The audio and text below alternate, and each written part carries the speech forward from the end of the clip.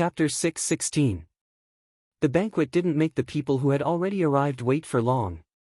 Due to the communication barrier, they couldn't tell if the tribes who were invited didn't come on time because they didn't want to come or because of other reasons. The banquet wouldn't be delayed because of these reasons. Regardless of whether other people would complain, the Yanjiao people wouldn't treat themselves as fools either. There were so many people who came, and in order to make this banquet a success, a lot of the food in the trading point was free. Therefore, the amount of food consumed every day was huge. Yanjiao wanted to hold a banquet similar to a show-off banquet to show off their wealth, but they didn't want to be like those people who overestimated themselves and insisted on holding a show-off banquet. They ate until they were poor. Therefore, a day later, the specific time and location of the banquet were announced. The Longboat tribe's fleet finally arrived the night before the banquet. Their fleet encountered some trouble along the way. There were some obstacles in the river, so they arrived later than expected. Luckily, they made it in time. The 5 central tribes and the Lu tribe, who used to have a good relationship with them, were all present. It was already night when the Longboat tribe arrived, so they couldn't see many things clearly in the trading point. It wasn't until the next morning when they walked out of the house that the Flaming Horn tribe had arranged for them and saw everything around them that they took a deep breath. This is the trading point. Wasn't the trading point just a designated place for people to display what they wanted to trade? Why did they build so many houses? They heard that this wasn't Yanjiao's headquarters. There was also the Flaming River Castle in the middle of the trading point. It was much taller than the other houses in the trading point. The Longboat tribe saw it last night, but because they didn't get close, they didn't see the full view of the castle. When they thought about what the Longboat tribe did when Yanjiao migrated after the cataclysm, some people secretly regretted it. Maybe they should have taken the initiative to help Yanjiao instead of taking the opportunity to negotiate.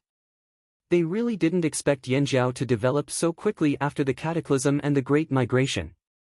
How long had it been? Stop looking, let's go. A member of the Longboat tribe called his companion, who was standing outside, into the house. The banquet that Yanjiao had set was today, and they had to get ready to go. According to the customs of most tribes, banquets would be held during the day, not at night. There were too many unsettling factors at night, so they would choose to avoid the dark time. Of course, Yanjiao's banquet was held in consideration of the customs of most tribes. It was held in the morning. After they were informed by Yanjiao that they could proceed, they packed up and headed towards the Flaming River Castle at the center of the trading point. Every tribe brought a lot of people with them, but not all of them would enter the Flaming River Castle. Even if the Yanjiao people wanted to, the other tribes might not agree. After all, they didn't fully trust the Yanjiao people, so they had to be cautious. They left a group of people to go in, and another group to observe the situation at the trading point outside the Flaming River Castle.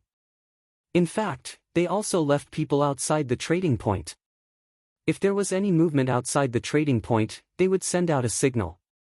Groups of people came out of the houses one by one. Even if they met people from other tribes who were familiar with each other or had old grudges with each other, no one was in the mood to talk. They were all looking in the direction of the Flaming River Castle, thinking about what might happen next. There were a few entrances to the trading point, but there was only one entrance to the Flaming River Castle. All the tribes that were invited could only enter through the Flaming River Castle's only entrance. The entrance to the Flaming River Castle was a huge square, slightly longer horizontally, and more than 20 meters tall. Even the Cha-Cha tribe could easily walk through this entrance. There was a huge stone sculpture protruding from the top of the door. It was in the shape of 2 horns, just like the Yanjiao totem. On each of the 4 corners of the door, there was a huge curved, cone-shaped fang. It was much bigger than the 2 that Xiao Xian gave to the Feng tribe. If the top and bottom teeth were arranged in a vertical line, they would exceed the height of the door. The lower pair of teeth protruded slightly outwards, so the tips of the upper and lower pair of teeth could be separated. This solved the problem of the beast teeth being too long, and the combination made the door more 3-dimensional. It made the door look like the mouth of a giant beast, waiting for people to walk in by themselves. Yang Guang shone his light on the door. The four huge fangs reflected a dazzling light, making people who saw them panic. They felt as if the four huge beast fangs would close at any moment and tear them apart. Although the people from the big tribes were shocked, at least they had seen the world and encountered giant beasts before. Even if those giant beasts were not as big as the owner of these four fangs, their past experiences allowed them to not lose their composure. At least on the surface, they still looked calm. However, the people from the smaller tribes who had never been in close contact with giant beasts felt their legs tremble. They kept shouting in shock. "My ancestors, are those fangs? Are they real beast fangs? They're real. I just touched them. I swear to the totem that they're real." The person who spoke trembled, shaking off the cold air that came from his body. It was as if the beast fang's murderous aura was still stuck to his hands. How did they get such huge fangs? If I met a giant beast like this, I would have run away. Then you wouldn't need to run away. You might have been trampled to death or scared to death before you could run away. When Abuli brought the drumming tribesmen in and saw all these, his appetite was temporarily forgotten. His 2 feet seemed to have knocked against each other and he almost fell down. Luckily, Abuli reacted quickly and did not embarrass himself here. The tribes that lived around the Flaming River region might have seen the giant river beasts that still existed, but those beasts were far away from them. They didn't have a deep impression of them and those beasts didn't interfere with their lives. However, these beasts that Yanjiao brought out were real giant beasts on land. They could run and hunt in the forest. If those giant beasts really existed here, what would they do? However, with Yanjiao here, they could definitely deal with those giant beasts with these 4 fangs, right? At this moment, some people who were originally afraid of Yanjiao's existence started to rejoice. Thank goodness Yanjiao was here. They couldn't stop the river from disappearing, they couldn't change the fact that the river bank was nearing. The fearsome beasts in the forest could come at any time. They were afraid, but they didn't have the heart to fight. However, if Yanjiao was here, perhaps they would be safer. Yanjiao's headquarters were on the other side of the river. They were directly in close contact with the fearsome beasts in the forest. As the saying went, even if the sky fell, there was a tall person to hold it up. If the fearsome beasts wanted to cross the river and pounce, the Yanjiao people would be there to stop them. What was there to worry about? Despite their fear, they let out a long sigh of relief. The people of small tribes who lived in the cracks of society could always find a reason to comfort themselves. The Yanjiao warriors guarding the entrance of the Flaming River Castle's Beast Fang Gate naturally saw the reactions of everyone who passed by. Even the people from the large tribes who passed by in front, no matter how well they pretended, their emotions were still captured by the warriors. Thinking of this, the warriors guarding the gate couldn't help but smile. If it weren't for the fact that they were still guarding the gate and had to maintain a serious posture, they would have laughed out loud. These 4 giant beast fangs were the fruits of the Yanjiao's hunting team's efforts. Because 1 or 2 people, or even a few people, couldn't successfully hunt such a huge beast, Xiao Xian, Ao, and Jingluo, who had already resigned from their positions as chief, joined the hunting team in order to find these 4 fangs that could hold up the fort. And now, it seemed like the results were pretty good. All the time and energy they spent waiting, setting up a trap, and hunting the giant beasts were not wasted. In the Flaming River Castle's giant beast Fang Gate, other than the 4 most attractive fangs, there were also people who paid attention to the walls around the gate. The door and walls of this place were built from huge chunks of stone, which were then carefully carved and polished. Even if people from other tribes wanted to do this, they would have spent much more time than Yanjiao. But who asked the Yanjiao people to be so strong? They couldn't be envious of them. In fact, in many people's eyes, the Yanjiao people were just strong barbarians.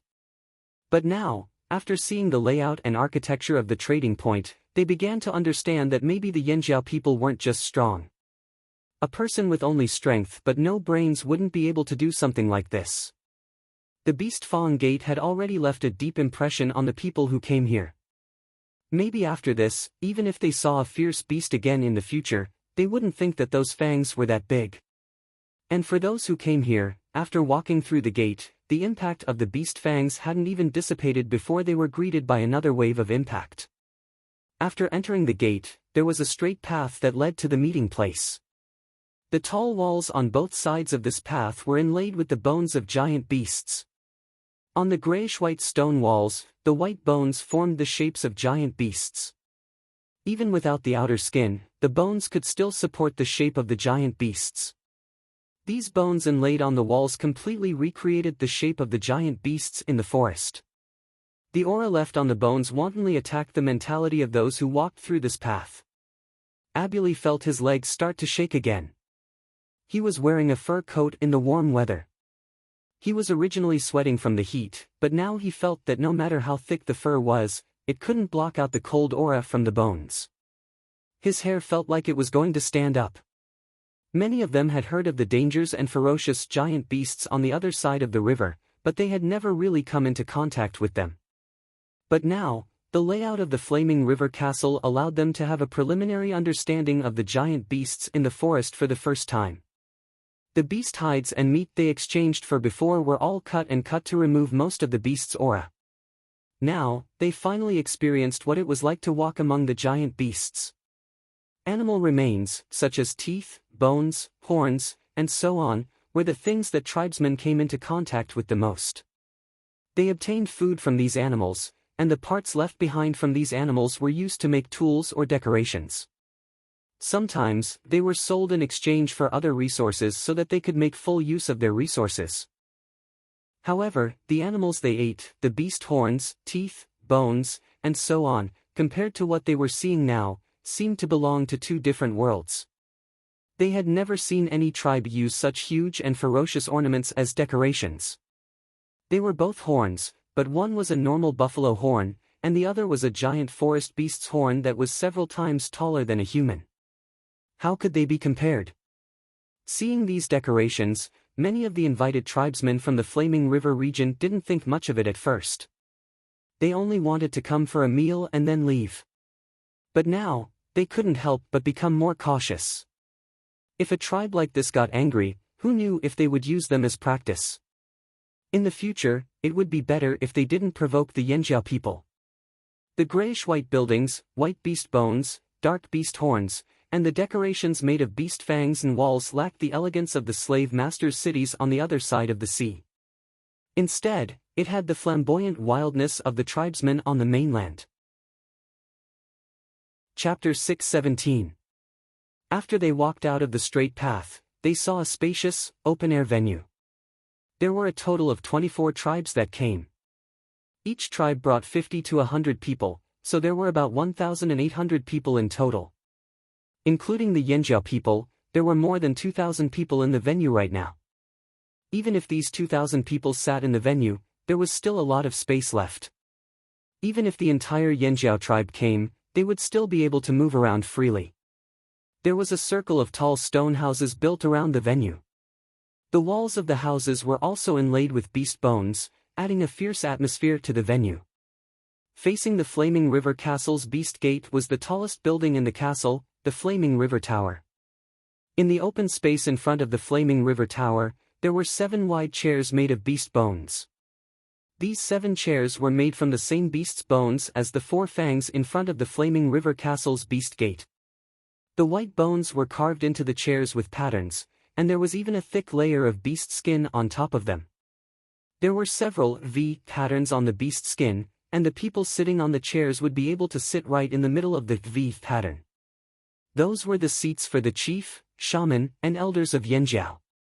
The 7 chairs were arranged in a straight line, and the one in the middle was the seat of the current chief, Gigu. As the head elder, Xiao Xian's seat was right next to Gigu's. He and Guizhe sat on either side of Gigu. It was the first time Guizhe had attended a banquet like this in front of so many outsiders, so he couldn't help but feel a little nervous. However, in order not to embarrass himself, Guizhe's expression was calm. He had a slight smile on his face and looked very relaxed, just like the old shaman years ago. No matter what he was thinking, at least he could put on a front so that no one would be able to see through it. He had to be more careful in front of outsiders. When everyone had arrived, Gigu stood up and took 2 steps forward, revealing two strong arms that swayed slowly with each step. His steps were steady, and every step he took carried an undisguised fierce aura. As the current leader of Yanjiao, he had to put on an imposing front. Today is the first grand banquet of the Yanjiao tribe's Flaming River trading point. It is also a true beginning. After today, the Flaming River trading point would be officially opened. No matter if it was a tribe from the Flaming River region or a team from afar, they could all come here to trade. The Flaming River trading point has the best beast hides, the best fearsome beast meat, and even some rare herbs. Those who are interested in trading here in the long term can discuss this with the Yanjiao tribe after the banquet. Elder Zheng Luo is in charge of the Flaming River trading point.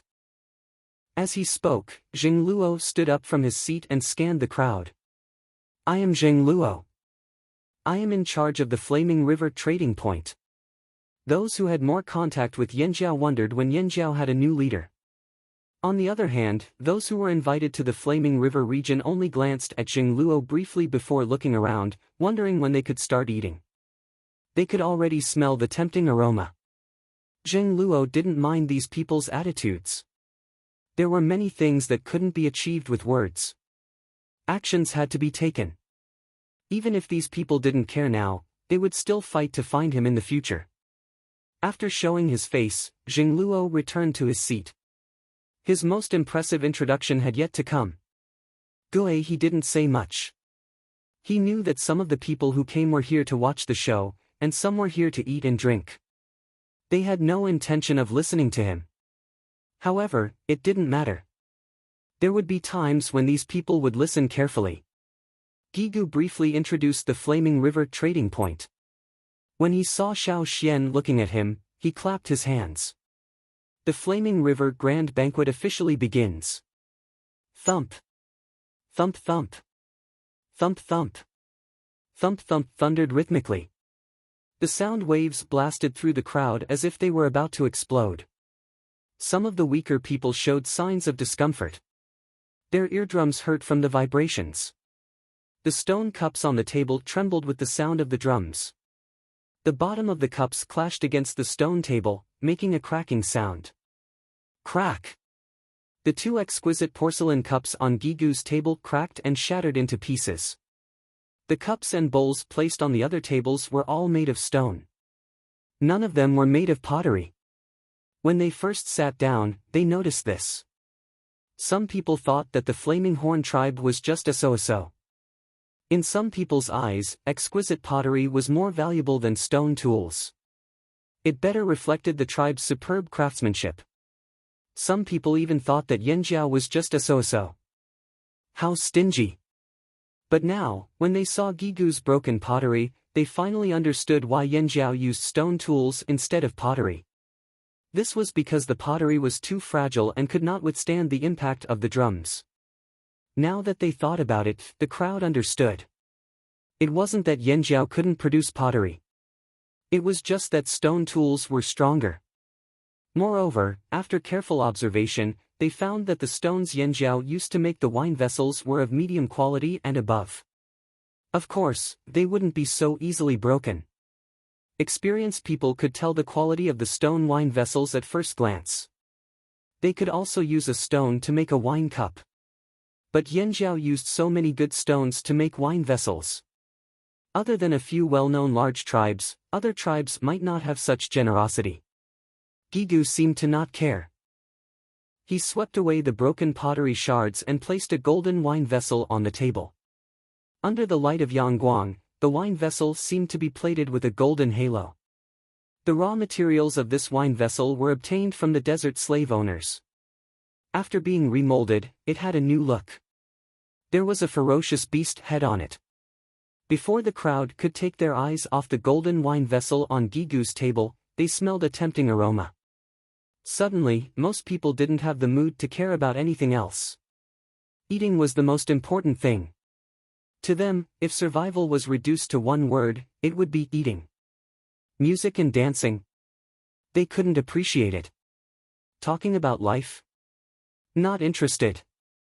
If Yanjiao really did do a lot of things before the main dish, they would probably be very resentful. Fortunately, Yanjiao was straightforward.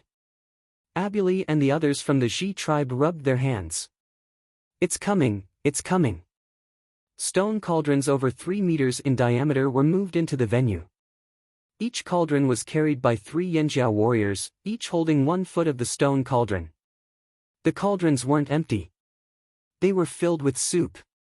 The tempting aroma that had floated over just now was the smell of this soup. Even though it was so heavy, the cauldrons filled with soup were steadily moved forward. Not a single drop of the soup inside was spilled out.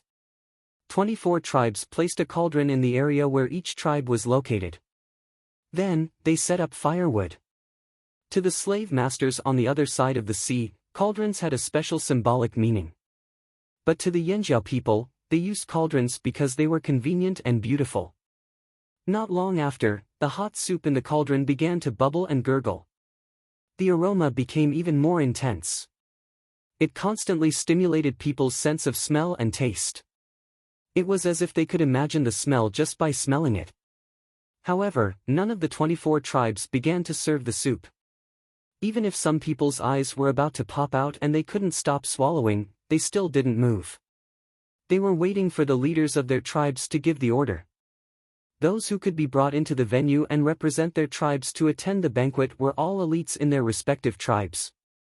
They wouldn't act recklessly according to their whims. Until a Yanjiao warrior came over with a long ladle and scooped a portion into a bowl. Abuli swallowed his saliva and stared at the Yanjiao person holding the bowl. He saw the person holding the bowl and taking a sip. He smacked his lips and smiled at them. The taste is not bad. Just nice, we can drink it now. Even without Abuli's words, the other Xi tribesmen had already gathered around. They took the ladle from the Yanjiao warrior's hands and eagerly served Abuli and his wife. After all, if their leader didn't eat, their subordinates wouldn't dare to taste it first. The Yanjiao person seemed to be testing the taste, but in reality, he was proving to the others that the soup wasn't poisoned and could be drunk without worry. The soup in the stone cauldron was made from beast meat. There was even a layer of oil floating on top. They didn't know what the Yanjiao people had put in the soup. Not only was it fragrant, it tasted good too. But, Abuli couldn't care less about the heat. He only regained his senses after drinking a bowl. There was no meat in the soup. He scooped a spoonful into the cauldron but didn't see any meat. Where's the meat? They didn't come here to drink soup. Even if there were delicious worms, it couldn't satisfy their thirst for fearsome beast meat. Abuli looked at the Yanjiao person in confusion. His long toes dug into the ground. Where's the meat? He wanted to eat meat.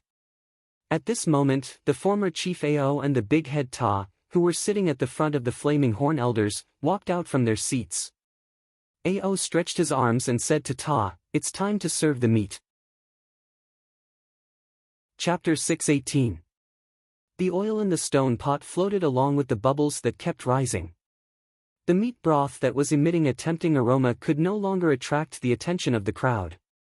Ao didn't lower his voice when he said, "It's time to serve the meat." Who here wasn't strong? With their hearing ability, they could naturally hear what Ao said just now. It was good to have meat.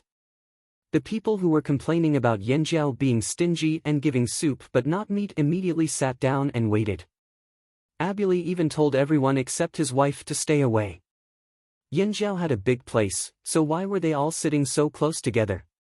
With more space, it was more convenient for them to eat meat in different positions. When they were full, they could stand up and continue eating. As Ao and Ta walked out, a stronger meat aroma wafted into the hall. The flaming horn warriors carried large stone plates as they walked into the field. Each plate had a whole cooked fearsome beast on it. These fearsome beasts were still taller than humans even when they were lying on the ground. Now that they were cooked, they still looked like a big lump on the plate. For the tribesmen who were used to cooked food, raw meat did not have any meat aroma that they liked. It only had the smell of blood and a slight saltiness. Those who had touched gold would also notice another smell, and that was the smell of metal. Don't ask them how they knew. Who wouldn't be curious when they first got their hands on a piece of gold? Their keen sense of smell was almost entirely focused on the cooked meat at this time. The food that was brought over was really tempting. This was fearsome beast meat. Fearsome beast meat that could be eaten for free. However, after these large stone plates were brought in, they didn't go directly to the seats of each tribe. Instead, they followed Ao. At this time, Ao was holding a stone plate with a diameter of almost 2 meters. There was a green spearhead on the clean stone plate. Tonight, he was just an errand boy. Even his father was just a supporting character. The main character of the show was his grandfather, the former chief, the current elder Ao. Ao held the spear and moved it around a little. Then, he placed the spearhead on the fire in Yanjiao's seat. The tribesmen believed that fire could dispel diseases. This was an idea passed down from generation to generation after their ancestors mastered the art of making fire. Most of the time, unless they were using their bare hands to pick up food, they would also roast the food over the fire. After burning it, Ao gently stroked the long handle, then turned the spear around and stopped with the spearhead facing upwards. Ao took his spear and walked to the left of Yanjiao's seat. He came to the front of the Longboat tribe. These few big tribes were actually randomly chosen by the leaders of their tribes. Mu Fa, the chief of the Longboat tribe, was lucky enough to get a seat at the front of the group. At that time, the people of the Longboat tribe were quite proud of themselves. They looked at the other tribes who were seated at the back and said, "So what if you came first? Aren't you still squeezed behind by the Longboat tribe who came later?" Therefore, the Longboat tribe was Ao's first target.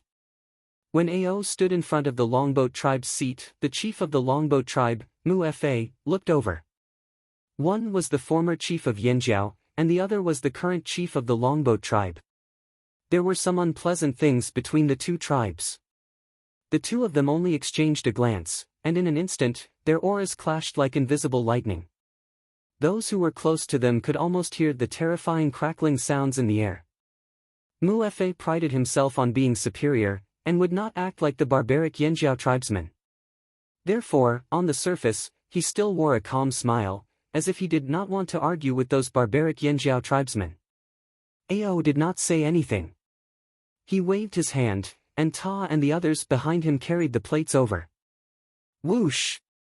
Ao's wrist that was holding the spear shook, and the spear in his hand pierced out. His murderous aura surged out in an instant, spreading to the surroundings like a gust of cold wind. It was not aimed at anyone in the audience, but the warriors with sharp senses could clearly sense it, especially Mu Fa, who was the closest to Ao. Trying to scare me? Humph. Other than that moment of shock, Mu Fa quickly calmed down and did not panic. He sat there steadily like a mountain, as if everything in front of him was just a passing cloud. Since the Yanjiao held this feast, it was definitely not for killing. Therefore, Mu Fa believed that Ao's intention was only to scare them, to see them panic in front of everyone. How cunning! In fact, Mu Fa had wronged Ao. Ao wanted to show off his aura, but he was not targeting the Longboat tribe. The murderous aura that he had just revealed was just out of habit. At times like this, he was always unable to contain his excitement. Ta knew that his father was already immersed. He only controlled the stone plate above his head, turning it from time to time to adjust the angle. Their coordination was flawless. As the former chief, Ao's aura was undoubtedly very strong. The spear was like the sharp claws of a fierce beast pouncing on its prey. The sharpened spearhead whistled, as if it was going to destroy everything in its path. It went straight for the cooked fierce beast on the stone plate. Puff! A soft sound was heard. It was too soft, not like the sound of the spear piercing into the meat of the beast. With this soft sound, Ao stepped forward and swept the spear in his hand to the side. A piece of white meat the size of a millstone flew out from the stone plate. The greasy piece of meat drew a golden light under Yang Guang's hand, and finally landed on the empty stone plate that had been waiting for a long time. Puff puff puff. The spear did not stop there, and it went faster and faster. Ao's figure also became illusory. He was still standing there a moment ago, but in the next moment, only his afterimage could be seen. As the spear pierced again and again, pieces of meat of different sizes and shapes fell from the original stone plate to another stone plate, piling up in an orderly manner. The people who saw this took a deep breath, suspecting that they were hallucinating. It didn't feel like they were cutting meat, but a hunter with a spear fighting a fierce beast. It was just cutting meat. Where did such a strong murderous aura come from? Fortunately, all the murderous aura was directed at the cooked fierce beast on the plate. Fortunately, the Yanjiao only used the cooked fierce beast to cut it, and not butchered it on the spot. Although some people liked to watch them butchered on the spot, not every tribe liked this method. In the beginning, when the Yanjiao was discussing the Flaming River Grand Banquet, they had thought of butchering the fierce beast on the spot, but they later dismissed the idea. Why did they have to show off their killer moves? It was enough to show off their skills. They still had to keep their trump cards hidden. Yes, the Yanjiao were just showing off their skills, not showing off their hunting skills. They would be idiots if they revealed all their hunting techniques. There were many capable foreign tribesmen out there. If they learned all of their techniques, the Flaming Horns would be devastated. These were skills that had been accumulated through countless generations of Yanjiao experience, and countless actual hunts. Why would they show off their skills to others? Tribesmen were very sensitive to the protection of their skills. When faced with a live fierce beast, they couldn't help but use their killer moves, but cooked meat was different. They would only show off their skills, and not show off their true killer moves. This was just a game they had played before, and now they were playing it again. In front of the Longboat tribe, Ao was showing off his skills more and more. His hands moved faster, and the aura around him grew stronger. Even the tribes further away could feel his murderous aura, much less the Longboat tribe. The faces of the Longboat tribesmen kept twitching. Even if Ao's murderous aura wasn't directed at them, they could still feel the murderous aura emanating from him. This made them feel a chill down their spines and goosebumps appeared all over their bodies. Some people wanted to divert their attention so that they would not be affected by Ao's actions. However, when they looked at the other stone plate, they realized that the meat that was cut off was basically a whole piece of muscle. The wide muscles were cut off in large chunks, and so were the long and tight muscles. Even the most difficult part, the rope-like tendons, were cut off neatly, almost touching the bone. They tried their best to keep the whole muscle intact. The faces of those who saw this scene twitched even more violently. As expected, the Yanjiao people were showing off their skills. They weren't just cutting the meat, they were removing the meat. Cutting meat was easy, but removing the meat was difficult. If they didn't understand the beast well, how could they remove the meat intact? While many people's attention was attracted by the pieces of meat that were completely removed, the chief of the Longboat tribe, Muefe, had a flash of doubt in his mind. The spearhead on that spear was strange. The sound of the pieces of meat falling onto the stone plate like raindrops finally came to a stop. At this time, only a clean skeleton was left on the stone plate that originally held the meat. On the other stone plate, the pieces of almost complete muscle that had been removed were stacked on top of it. Ta and the others placed the stone plate next to the Longboat tribe's seats. That empty space was specially set aside for the stone plate. It was finally over. The sound of collective sighs of relief could be heard. Damn, it was just removing the meat. Was there a need to remove it in such a thrilling manner? I'm getting goosebumps just looking at it. Don't think that I can't see your pride just because you put on a serious face. The Yanjiao people were just showing off, right? Wasn't that right? Showing off that you've eaten fearsome beasts so often that you're familiar with every piece of meat? Or are you trying to show off your spear skills? Fine, even though they were complaining, they were actually quite shocked. Especially when Ao was removing the meat, some people held their breaths as if they were watching a hunt with their own eyes. And his proficiency in removing the meat. If he didn't eat fearsome beast meat often, how could he be so skilled? Eating fearsome beast meat often. How envious. Maybe this was the right way to eat fearsome beast meat. Ao glanced at the Longboat tribe members whose expressions kept changing. He waved his hand behind him and said, "Next." Ao was very satisfied with his performance at such a grand feast. His serious face twitched and the corners of his mouth couldn't help but curl up. Showing off at the Flaming River Grand Feast was Ao's idea. Wasn't there supposed to be meat at the feast? I'll give you the meat. I won't be stingy at all. It's a feast to show off. If I'm stingy, I'll be a disgrace to the tribe. I have to be generous. It's just that his method was a little rough. As for why Ao had such skills. Who didn't have a stupid past? When Ao was still a child, the Yanjiao tribe was still trapped on the other side of the river and isolated from the rest of the world. The tribesmen didn't have much entertainment. They either practiced basic hunting techniques, learned how to make stone tools, or chatted with a bunch of kids. Ao wasn't interested in those things. His favorite and most anticipated activity every day was to cut the big pieces of beast meat that he made after cooking the meat soup at home into small pieces. If the prey he brought back was small and could be thrown into the pot whole, he would dissect the meat whole. After Ao awakened his totemic power, this activity became more frequent. Because he had more strength after his awakening, it was easier to cut the meat. After he got tired of it, Ao started to increase the difficulty.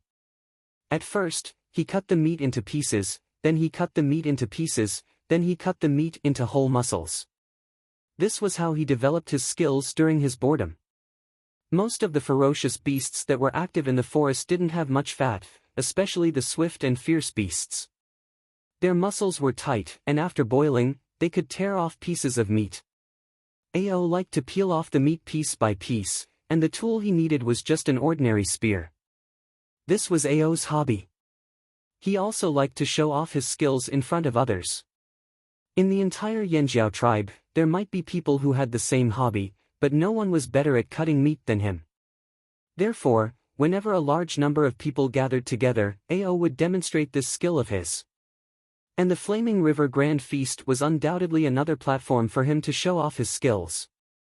He liked to see those people's sullen faces when they couldn't wait to stop but held back because of their pride. He could still show off 23 more times. How satisfying. The people from the smaller tribes at the end of the table saw Ao's actions and instantly became nervous. How would they feel when Ao walked over and cut the meat in front of them? Would they be scared out of their wits? Just thinking about it made them lose their appetite. They knew that Yanjiao meat wasn't that delicious. However, compared to the smaller tribes who were looking at Ao's cutting skills, the leaders of the larger tribes all looked at the spearhead in Ao's hand. A green spearhead. A gold weapon. Why would there be gold weapons of this color? They had also taken many gold weapons from the slave masters who escaped from the desert. There were dark gold, light gold, white, red, but none of them were completely green. Wasn't gold the most common color in their gold weapons?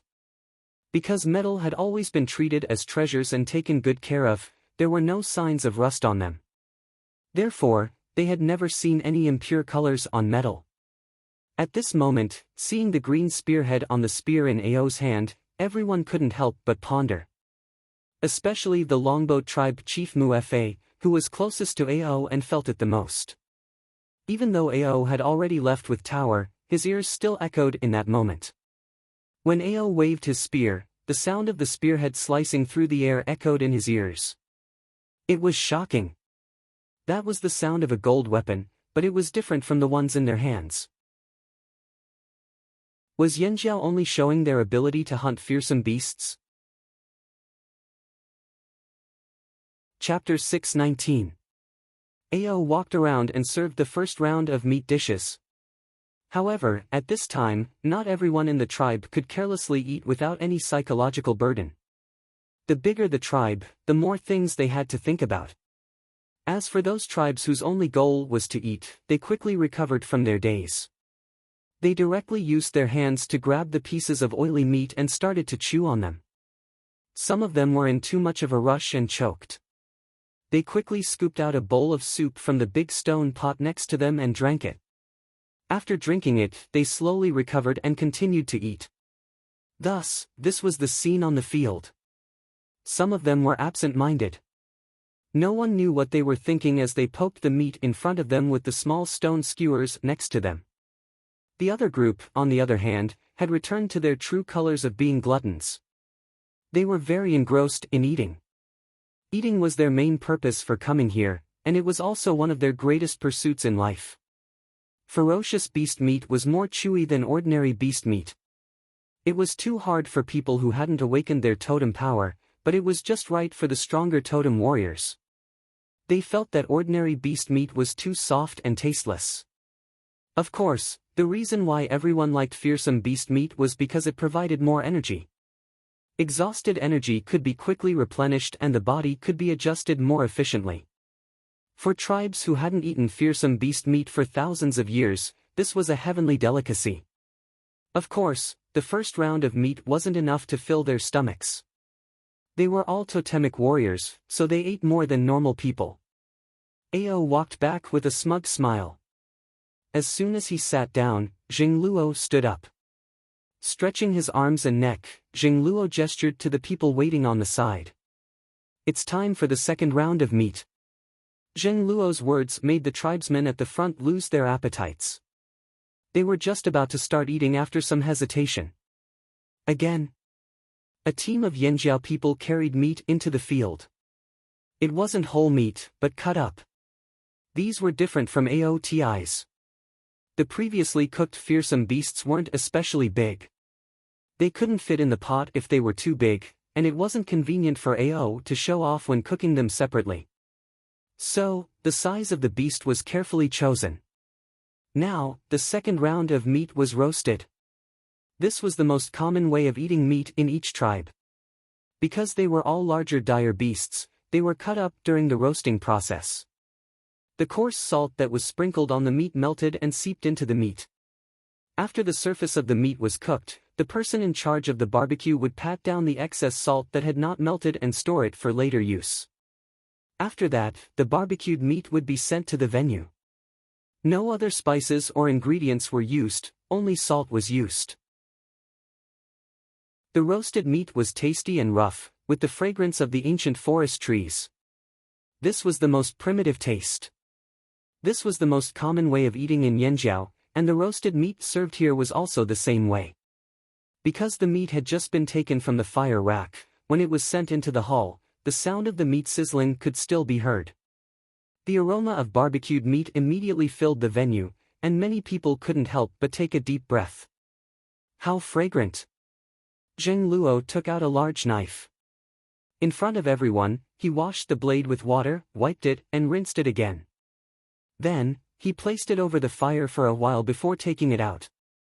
This was to prove to everyone that the knife had been washed and roasted, so there was no problem cutting meat. Holding the knife, Jingluo led a team of people holding large stone skewers to the left of Yanjiao's table. They came to the Longboat tribe in the first row and gave a friendly smile. The Longboat tribe. Why were they always the first ones to face them? The banquet had just begun. Who knew how many more rounds of meat delivery would happen later? The Longboat tribe chief turned his head and looked at the Mang tribe chief behind them. "Should we change seats?" The Mang tribe chief looked up at the sky. The moon was beautiful tonight. Muefe looked at the Hui tribe on the right side of the Flaming Horn's seat. They were also seated at the head of the table. The Hui tribe chief buried his head in distributing the meat to his tribesmen, looking very engrossed. He didn't even look at Muefe. What the fuck? What kind of bad luck was this? They thought being in the first row would make them feel better, but they didn't expect to encounter such a situation. The Longboat tribe felt bitter.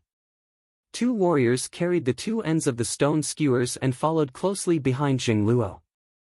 The Longboat tribe seemed to understand something when they saw the people holding the meat skewers and knives.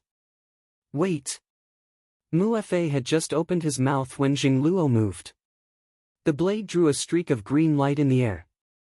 In the blink of an eye, its momentum suddenly changed and turned into several shadows. Like a pack of wolves hunting for their prey, they attacked the piece of meat pierced through the stone drill from every angle with a fierce pressure. The seemingly tyrannical knife momentum stopped in time when it cut into the flesh. There was no sound of the knife cutting into the stone drill. There wasn't even the sound of the knife cutting into the bone. As the blade flashed, pieces of meat seemed to be lined up from the meat skewers, running towards the large stone plate in front of the longboat tribe. Then, they were neatly arranged.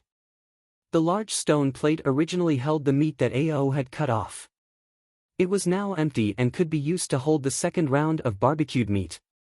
The thin and thick pieces of meat were lined up neatly with the texture of rocks. Zheng Luo's green blade danced like flowers in his hand. If it weren't for the fact that he told them not to be too ostentatious, Duo Kong would have stood up with his subordinates and applauded. When to cut straight, when to cut diagonally, when to cut horizontally, where to cut, where to slice, where to cut. Zheng Luo was very clear on these points. He couldn't compare to Ao when it came to cutting meat, but when it came to cutting meat, if he said he was second, no one would dare to say they were first. When Zheng Luo wasn't the chief, he was in charge of dividing the meat in the hunting team. He waved his large blade and took turns to cut the meat. Thin and thick pieces of meat, shredded meat of almost the same length and thickness, and small pieces of meat of similar sizes were neatly stacked on the stone plate. It looked quite three-dimensional and beautiful. The wind from the blade spread in all directions. The longboat tribe's hair was blown up by the wind from time to time. Their hair was tied in braids. Braids! It wasn't a strand of hair. They were bragging so much. The airwaves that blew over also carried the chill of the blade's edge, causing the fine hairs on one's face to stand on end. One could not help but imagine what would happen if that blade were to cut one's own body. They couldn't help but shiver just thinking about it. They wanted to shout at Zheng Luo, "Don't be shy, just let me cut the meat." But for the sake of their pride, they endured. At a time like this, if they were to speak first, the Flaming Horn tribe would have the upper hand and the other tribes would laugh at them. Endure. Zheng Luo, who was still waving his large blade, had no intention of stopping. He was very excited. "Didn't you all forget about me? Didn't you all think about the meat? Fine, I'll give you the meat. At the same time, I'll give you all a chance to remember me. Who cut the meat for you, how it was cut, what it was like when it was cut, remember it all." Everyone present couldn't help but think, Yanjiao meat really isn't that delicious. Chapter 620. Inside the Flaming River trading point, there were many people who were left outside to observe the situation. They didn't enter the Flaming River Castle to participate in the feast. Although there was food given to them, it was obvious that the food they ate was different from the food inside the Flaming River Castle. The difference was definitely not small. Here, the raw and decomposed meat was distributed to them. They had to roast it themselves. Some of these people roasted the meat while the others observed from outside.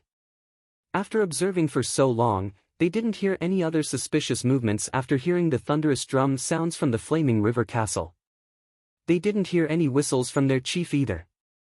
This meant that there was nothing unusual inside. What do you think is going on inside the Flaming River Castle? What are they eating? The sentry asked his companion beside him in boredom. Who knows? We're unlucky to be left here. Otherwise, I would have gone in too. Did you smell the aroma over there? It's obviously different from ours. The person who spoke couldn't help but gulp. He looked at the Flaming River Castle with envy. Sigh. Hey, look over there. Yanjiao is transporting food over there again. The people who were watching all looked at the wide road in the Flaming River trading point that led to the Flaming River Castle. Many fearsome beasts were pulling carts. However, this time, there was no smell of meat inside. The carts were also covered with cloth so they couldn't see what was inside. Only when the carts swayed slightly could they hear the soft clanking sounds from inside. It sounded like the clanking of pottery. Yanjiao's fearsome beasts were assigned tasks today. They were in charge of pulling the carts and transporting the goods to the Flaming River Castle's logistics department for further processing. Even the Cha-Cha were assigned to transport the goods. Just like the rest of the Yanjiao tribes, they were all busy. At the same time, inside the Flaming River Castle, Zheng Luo had already arrived at the last tribe's seat. He waved his green broadsword and sliced the rough meat into thick slices. The tender meat was sliced into thin strips. After he finished slicing and scraping the bones, only the bare bones were left. The stone plate beside him was already filled with slices, chunks, and strands of meat. Whoosh! The green broadsword slashed through the air like an exploding firework. Then, it merged back into one. He sheathed his broadsword and left. Zheng Luo went back to his seat and sat down. Just like Ao, he had a carefree and proud smile after showing off his skills. The two former leaders of Yanjiao were serving them meat and vegetables. Was this not a great hospitality? If other people knew what the two former leaders of Yanjiao were thinking right now, they would definitely shout, "This is too much. We can't accept it." The new leader, Gigu, sat in the middle of the seats. He looked at Zheng Luo who had returned to his seat, then glanced at Ao and moved his finger. His hands were itching to show off his skills. He could show off too. Ao could cut meat, Zheng Luo could cut meat, and he could actually remove every joint from the beasts that he often ate. Just one stab would do. No more than 3 stab would do. Gue Zhe, who was sitting next to his father, coughed lightly and reminded his father to pay attention to his image. Now that he was the leader, he represented Yanjiao in front of the other tribes. In fact, Gigu wasn't the only one in Yanjiao who was itching to show off his skills. Everyone else looked at the restless Yanjiao people. Their hearts were in their throats and their expressions changed.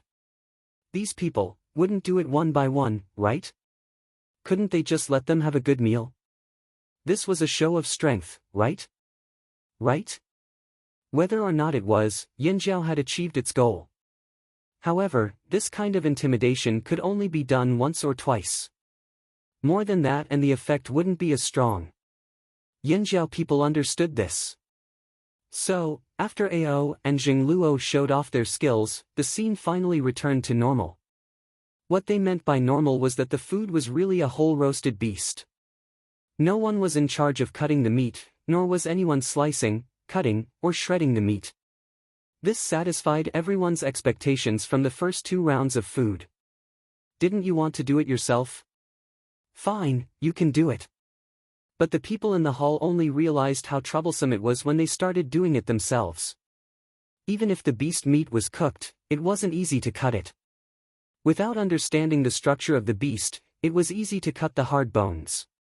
The meat was fine, but they didn't want their knives. The bones of ferocious beasts were many times harder than those of ordinary wild beasts.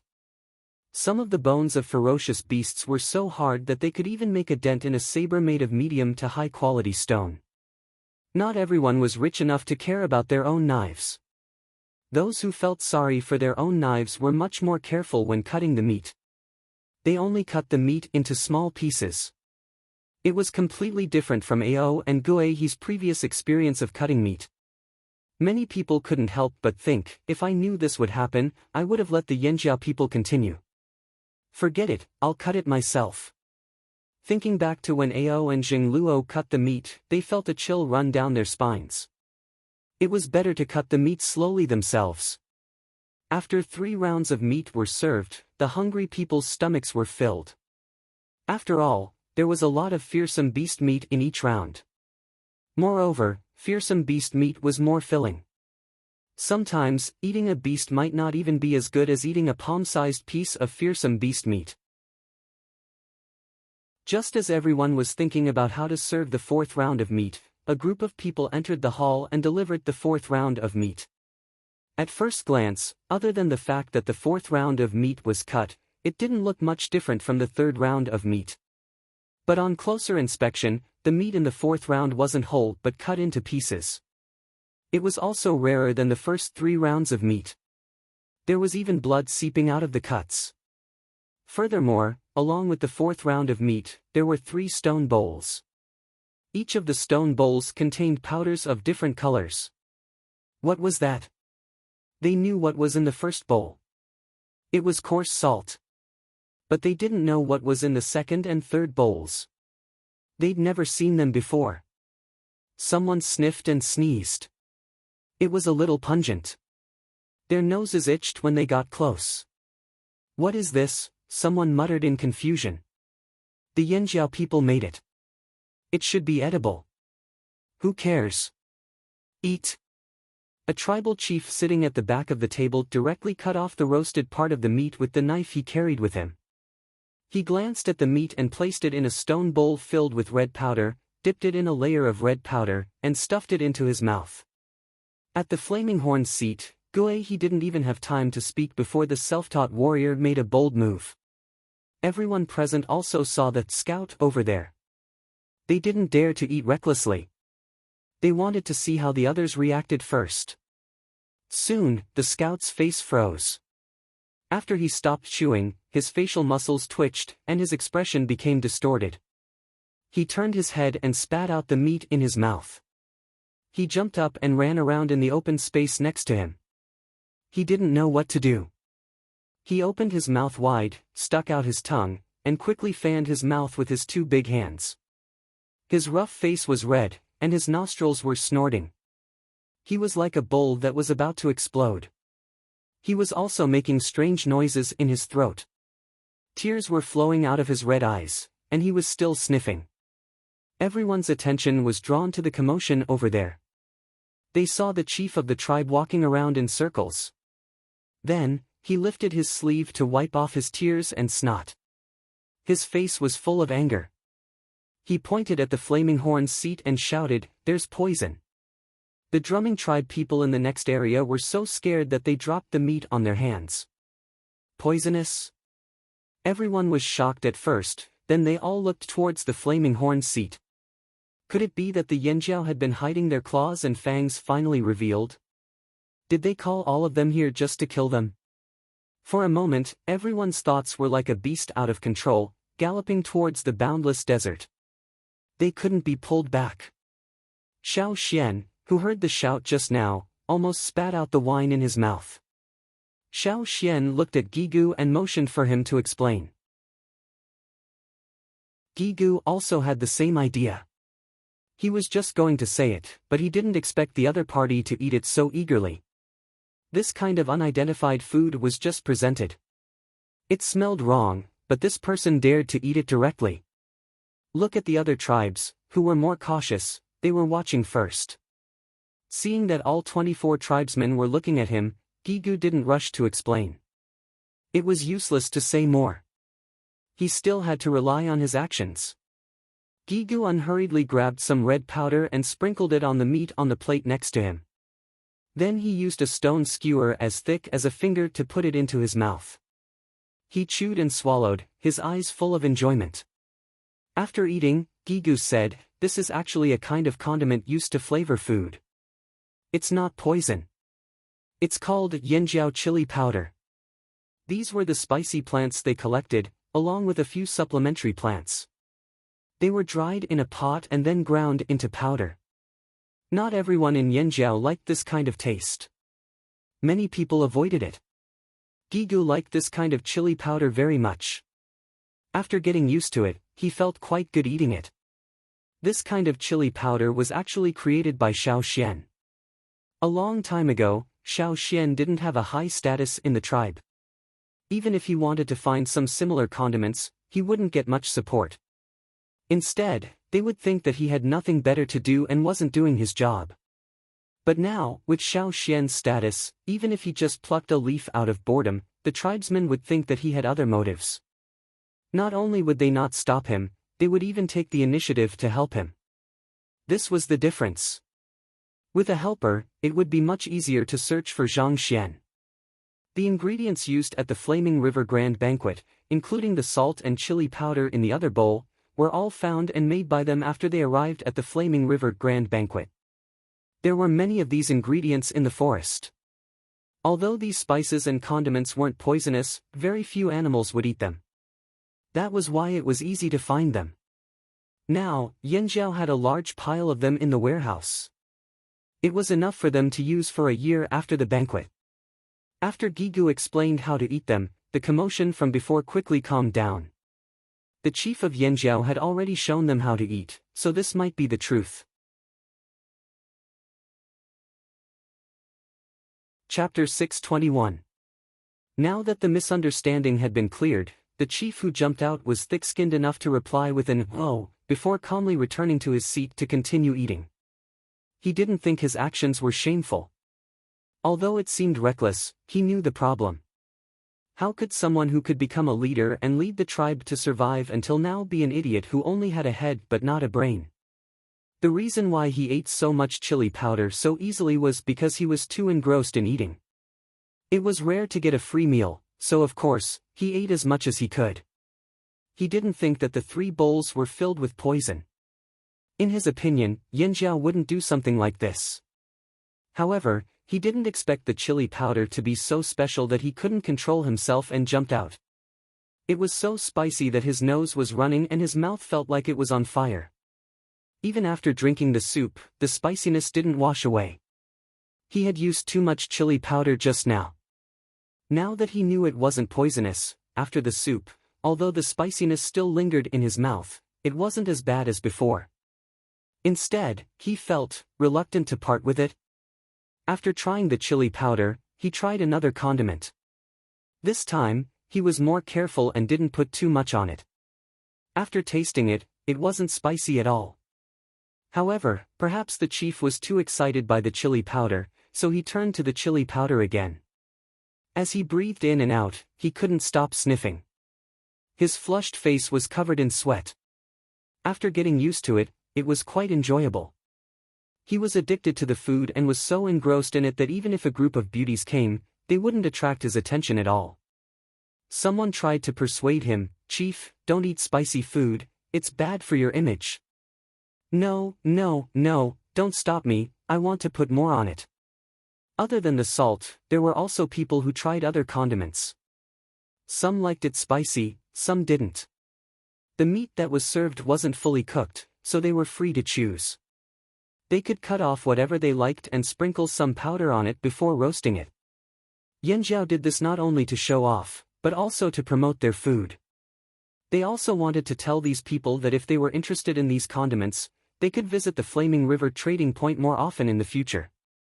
There was no need for Yanjiao to say anything, those who were smart had already begun to think. For example, the people of the Pu tribe who were more sensitive in this aspect, their eyes flashed again and again. After some careful attempts, they began to discuss the direction of their future actions. It would take some time to continue roasting the uncooked meat, so it wouldn't be finished too quickly. During this time, another dish was served. This time, it wasn't meat, but a clean cabbage. The emerald green cabbage leaves were tightly wrapped around the cabbage, and one could clearly see the moisture content of the cabbage below. Each tribe placed a cabbage ball. Although there was only one, those cabbage balls were very big. When they stood up, they were much taller than a person. When they were distributed, everyone could eat half a leaf, let alone the whole leaf. If you want to eat these cabbages raw, you can just put them in the soup and blanch them if you want to eat them cooked. "Is this the new crop you discovered?" the chief of the Hui tribe asked the Yanjiao people. "Not bad." The Yanjiao people were quite proud. This banquet was used to show off. As a cabbage that was discovered and grown by their own tribe and not found by other tribes, of course, they had to display it at this banquet. Cabbages were also a great wealth of Yanjiao and something to show off about. The freshness of the cabbage took away the greasy feeling of eating meat. After eating 4 rounds of meat, this cabbage was really good. Even those who didn't like vegetarians had to admit that this cabbage came at the right time. Some people envied Yanjiao for having their own unique crops, but for the few tribes in the front seats, this was nothing. Each tribe had more than one unique crop. If other tribes wanted to trade with them, they could only exchange for crops that had already been harvested. Moreover, they couldn't get the seeds or the crops that couldn't be planted again. This was to prevent the uniqueness of the crops from disappearing. Therefore, they really didn't put Yanjiao's cabbage in their eyes. Yanjiao could only come up with this little trick. Some people thought in their hearts. But what happened next surprised the people who had just calmed down. After the cabbage, what was brought into the banquet hall were fine-mouthed pottery vases that were half the height of a person. One was placed in front of each tribe. When the animal skin covering the vase was removed and the wooden cork was removed, a sweet and mellow aroma wafted out. This is. Some people were puzzled. This is Yanjiao's home-brewed wine. Gigu smiled as he poured the wine from the vase into a shiny golden wine vessel. This was brought over after Yanjiao's main branch was repackaged. It wasn't the original vessel used to brew wine. The wine didn't look clear enough, but it was well balanced. It smelled rich and fragrant, and when it entered the mouth, it felt sweet and mellow. It constantly stimulated the salivary glands in the mouth and the stomach in the body. After drinking a mouthful, it felt like he could continue to eat more meat. Although this wine wasn't perfect, it was already considered a rare find here. It wasn't comparable to those tribes who had thousands of years of experience in brewing wine. They were skilled and talented, but it was enough to hold up the banquet. Some of the tribes in the Flaming River region had never tasted wine before. To them, this was a very profound experience. Even if they knew about the existence of wine, it was too expensive. They couldn't bring out enough to trade for it.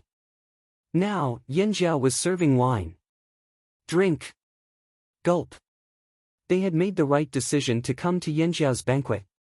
They thought about those tribes who received news about the Flaming River banquet but didn't dare to come because they were worried about Yanjiao's ulterior motives. When those people found out, they would definitely regret it. It was such a good opportunity to eat and drink for free. Why didn't they come? A bunch of idiots. Those who didn't know how to take advantage of others were idiots. Many people were surprised that Yanjiao could also brew wine. The Pu tribesmen, who had a keen merchant's sense, gathered together to discuss again. The Pu tribe's leader, Guang Ho, who looked like a horned frog, had an awe-inspiring look in his eyes. Because of his master's good mood, his mouth, which was already big, looked even bigger. He ate a piece of roasted meat, drank a mouthful of wine, and laughed loudly, "Good." No one knew if he was praising the food and wine, or he was happy about the business opportunity, or maybe both. Before these people could continue to think about what they were thinking, a new dish was brought to the table. This time, it was big pots of porridge. Actually, many tribes didn't eat porridge because they didn't grow their own crops.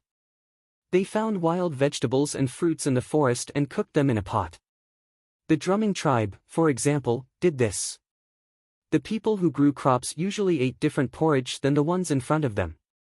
Most of the time, they used the same type of grain to cook porridge. Occasionally, they would mix different types of grains together, but they wouldn't use too much.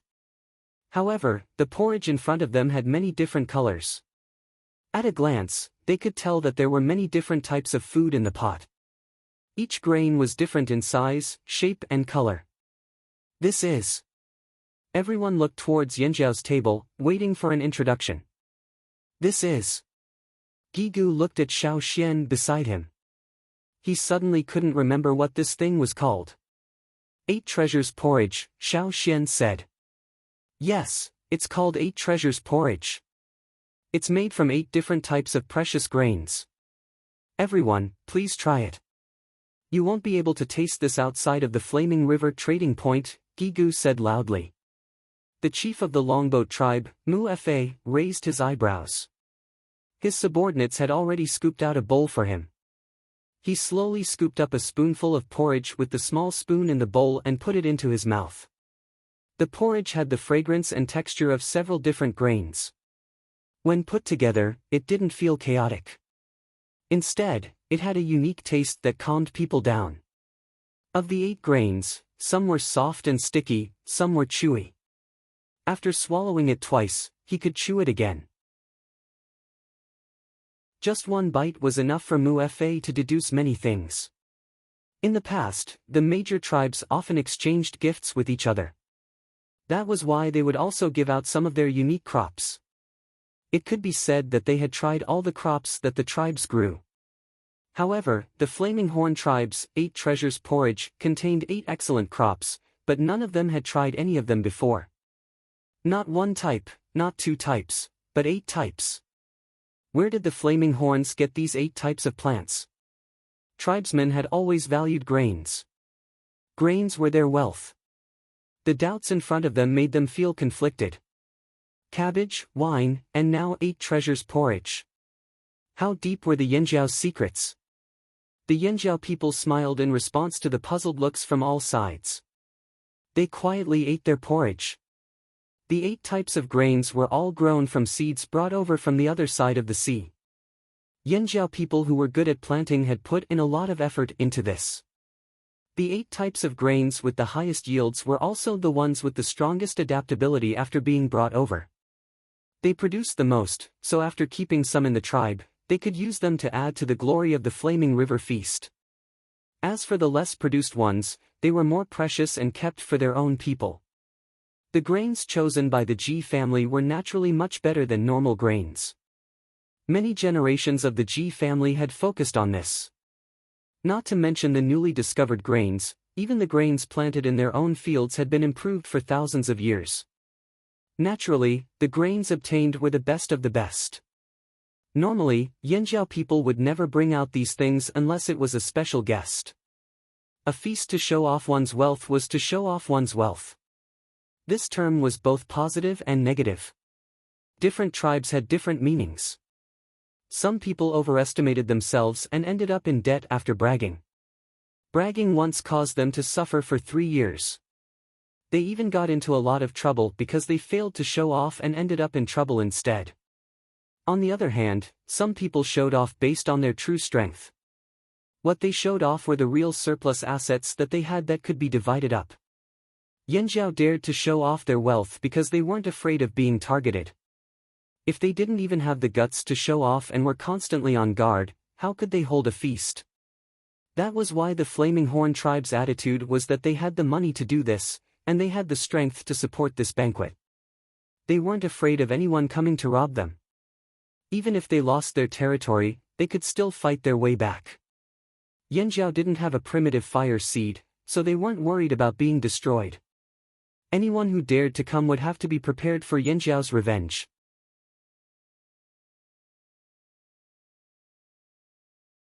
Chapter 622. Needless to say, the things Yanjiao brought out were out of everyone's expectations. They thought that the tribes that were forced to migrate would have a harder life, but not only were they living well in their new place, they were even able to host such a lavish feast.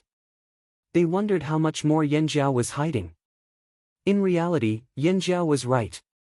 Most of the grains they brought out were harvested from the fearsome beast forest last year before the cataclysm. Now, Yanjiao had a much larger plot of land. Other than the 8 types of grains that made up the 8 treasures porridge, there were also some newly planted grains that were also well adapted. It was just that they weren't ripe yet, so they couldn't be harvested. That was why they didn't bring it out for these people to eat. As for the 1,000-grain gold, dream on. That was for the Yanjiao people to eat. It was much more precious than the grains Ji gave them. They didn't even have enough for their own people, so how could they bring it out for these foodies? Even if they were hiding something, Yanjiao was confident in what they brought out. They didn't feel embarrassed. Other than the well-known fearsome beasts and animal hides, the fact that they brought out food and porridge meant that they had arable land, seeds, and could grow high-quality crops. I don't need to say much about the quality of Yanjiao's crops. As long as you're not an idiot, you can tell. There's no need for us to prove it. There were seasonings and home-brewed wine. In the future, don't say that Yanjiao doesn't know anything. The Flaming River trading point would have both of these. Since the Flaming River trading point could provide so many things, and Yanjiao would guarantee the safety of the trading point, it was possible that the trading point would become more lively in the future. Especially in the Flaming River region, the tribes were still living a life of hunger and hunger. The existence of the trading point would allow them to make the most of what they brought out. Many people understood this, especially the drumming tribe. They had already tasted the benefits of the trading point. Looking at the situation now, there was still a lot of potential for growth. It would only get better in the future. It was good that Yanjiao didn't lack meat. As long as Yanjiao had a surplus of meat, they could trade for more food from Yanjiao. Although the grains they had eaten earlier were also very good, they still preferred the meat of the vicious beasts. Crystals of the same size could definitely be exchanged for more vicious beast meat than grains. Even though Yanjiao didn't directly state this point, Gigu could tell from how precious the porridge was. 8 treasures porridge, 8 treasures, 8 kinds of precious grains, must be extremely difficult to grow. The people of the drumming tribe didn't have much talent in planting. Even if they dug up trees with strong vitality from the mountains, they could still plant them to death. This was why they always felt that planting was more difficult than hunting. The technical challenge was too great, and the things that were hard to obtain would be more precious. This was the reason why those grains were more expensive than the meat of vicious beasts. For the tribes that had not yet become well off and had been living below the poverty line, they could only exchange for ordinary grains. After the cabbage and 8 treasures porridge buffered them, the meat dishes were served again. Huge red roasted beast paws and claws were placed on a plate in front of each tribe. The sharp claws were still attached to the toe bones, so they had to be taken apart and eaten. Then the dumb bird eggs were served to the tribes one by one. Most of the tribes from the central region had eaten dumb bird eggs before. Some of the tribes on the border might have also eaten dumb bird eggs if they traveled to other trading areas. After all, the Lu tribe was quite famous for their beasts and dumb bird eggs. The people of the Lu tribe who were present couldn't be more familiar with these things. However, most of the time, when they ate stupid bird eggs, they would boil them or eat them raw. They would rarely add other seasonings. This was especially true for people who often traveled. It was already good enough that they could eat outside. Where would they find the time to do such troublesome things? At this moment, the dumb bird eggs served at the Flaming Horns banquet had been boiled, peeled off the shell, and cooked with spices and seasoning plants. After cooking, the dumb bird eggs had a light reddish-brown color. On the steaming stone plate, the stupid bird eggs, which had been cooked to a brownish-red color, were cut into 8 small pieces and placed on the stone plate. There was even a thin layer of broth on top. The method of cooking the eggs was suggested by Xiao Xian. When they were preparing for the banquet, he also supervised the entire process. In the middle of the stone plate, there was a bright yellow flower. It was especially eye-catching among the brownish-red eggs. Among the 4 petals, there was something that looked like a flower bud with a crack in the middle. There were even some hard wooden thorns in it. Xiao Xian was speechless. This wasn't his idea. Someone from the logistics department had learned the beauty of setting up a plate on their own without a teacher. Although the flower smelled sweet, it was actually a carnivorous plant in the forest. It could directly swallow an adult. Speaking of this, although it had been more than 10 years since they came to this world, they still remembered some things. Xiao Xian could still guide them to make more exquisite dishes. Not to mention the taste, at least the presentation would definitely be amazing. But this was the custom of the tribes. Even the big tribes in the central region were more particular than the other tribes, but they didn't get tired of eating fine food. If the Flaming Horn tribe's tricks were too intricate, they would go overboard and backfire. There was a limit to everything, a buffer period. Yanjiao's dishes today were just right. They didn't need to be more exquisite. As for why there were only dumb bird eggs and not green duck eggs, it was the same reason why they only took out a portion of the grains and not the 1,000-grain gold. Better and more precious things were better left for their own people to enjoy. Although the purpose of the banquet was to show off their wealth, showing off didn't mean revealing everything. Yanjiao actually had a lot of things hidden away. The veins of the sky were still a secret. They had never thought of making these things public. Eggs, wine, meat, vegetables, grains, a combination of meat and vegetables. There was enough meat to fill their stomachs. Round after round of dishes were sent into the hall. The people who had empty stomachs before the banquet were now so full that they had to stand up. Eating a mouthful took a lot of effort. After a while, they would change their posture and eat again. The tribes at the front didn't lack food, so they were more restrained. They only ate fresh food. Their purpose in coming wasn't to eat, but to find out more about Yanjiao. However, after coming here, Yanjiao's behavior made them panic and lose their appetite. Some of the people at the back who came for food were already rolling their eyes. The standard for a successful banquet was to have a lot of food left after the banquet. This was a rule that every tribe on the continent knew. Therefore, although the people in the hall were almost done eating, the dishes were still being served. The chief of the Ji tribe, Abuli, stood up and took a deep breath. He walked a few steps and changed his posture a few times to see which position he could continue eating. There was still fresh meat on the stone plate in front of him. The meat was roasted very fragrant. Because of the different types of fearsome beasts, the meat looked much more delicate. There were even some patterns on the roasted meat, but he couldn't eat anymore. The amount of meat in his stomach had already exceeded his alert range. The so-called alert range meant that after reaching a certain level, it would seriously affect his reaction and escape speed when he encountered danger. When he reached the alert range, he hesitated. In the end, his appetite and mentality won out and he continued eating. Now, he was panting even when he walked. "Chief, what should we do?" A warrior from the Ji tribe who came with Abuli to the banquet said with a long face, "There's so much meat, what should we do?" They could see it, but they couldn't eat it. This used to be something that would wake them up laughing in their dreams. Now, their dreams had come true, but at the same time, they also felt helpless. There was so much meat. If they couldn't finish it, it would be a waste to leave it. Just looking at it made their heart ache. Can we take it away?" someone asked. Abuli also wanted to bring it back if he couldn't finish it, but this was Yanjiao's territory. Everything was decided by Yanjiao. A small tribe like theirs didn't have much say. "Why don't you ask later?" Abuli's wife suggested. Oh. Abuli didn't have much confidence. He really didn't have the confidence, but when he looked at the pile of meat in front of him, he gritted his teeth. If Yanjiao didn't agree, he would try to negotiate with the Yanjiao people. When they saw the piles of meat in front of the 24 tribes, the Yanjiao people looked at each other and nodded at Gigu.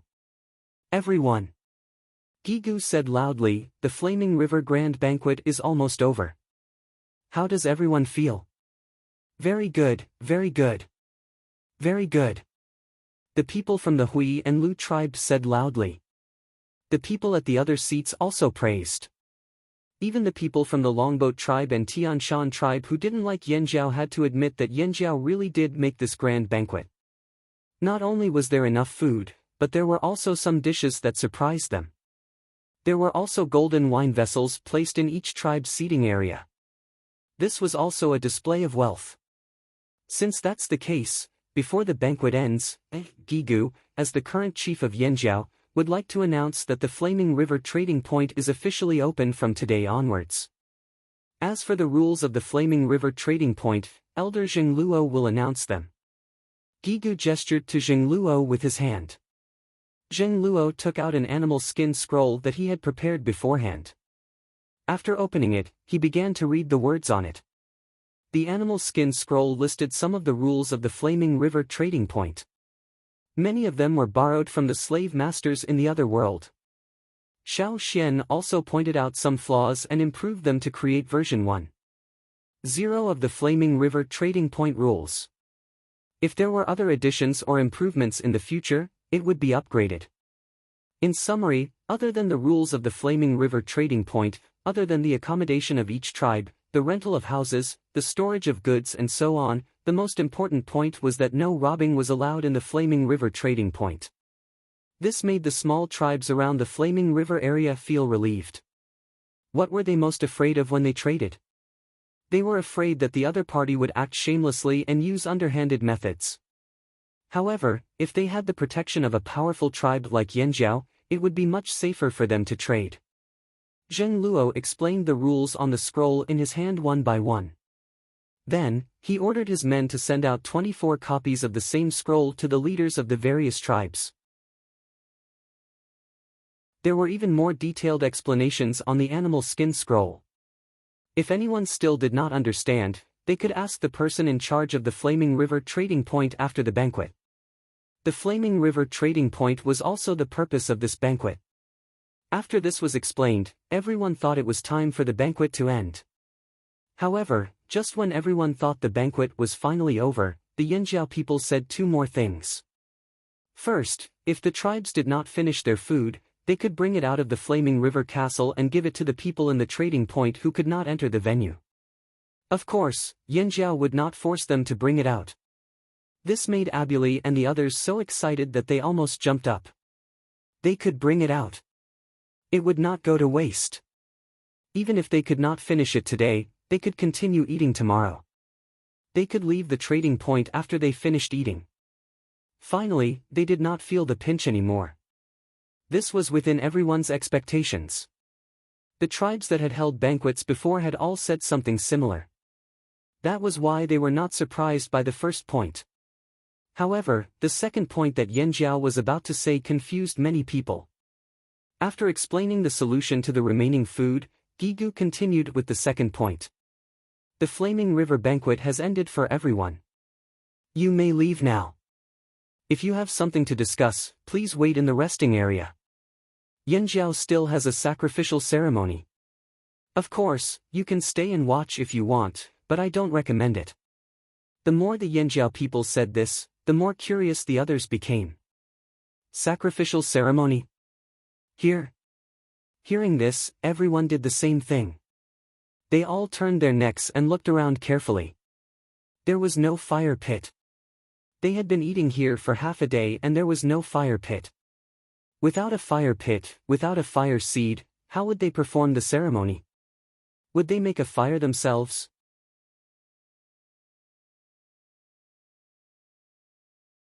Chapter 623.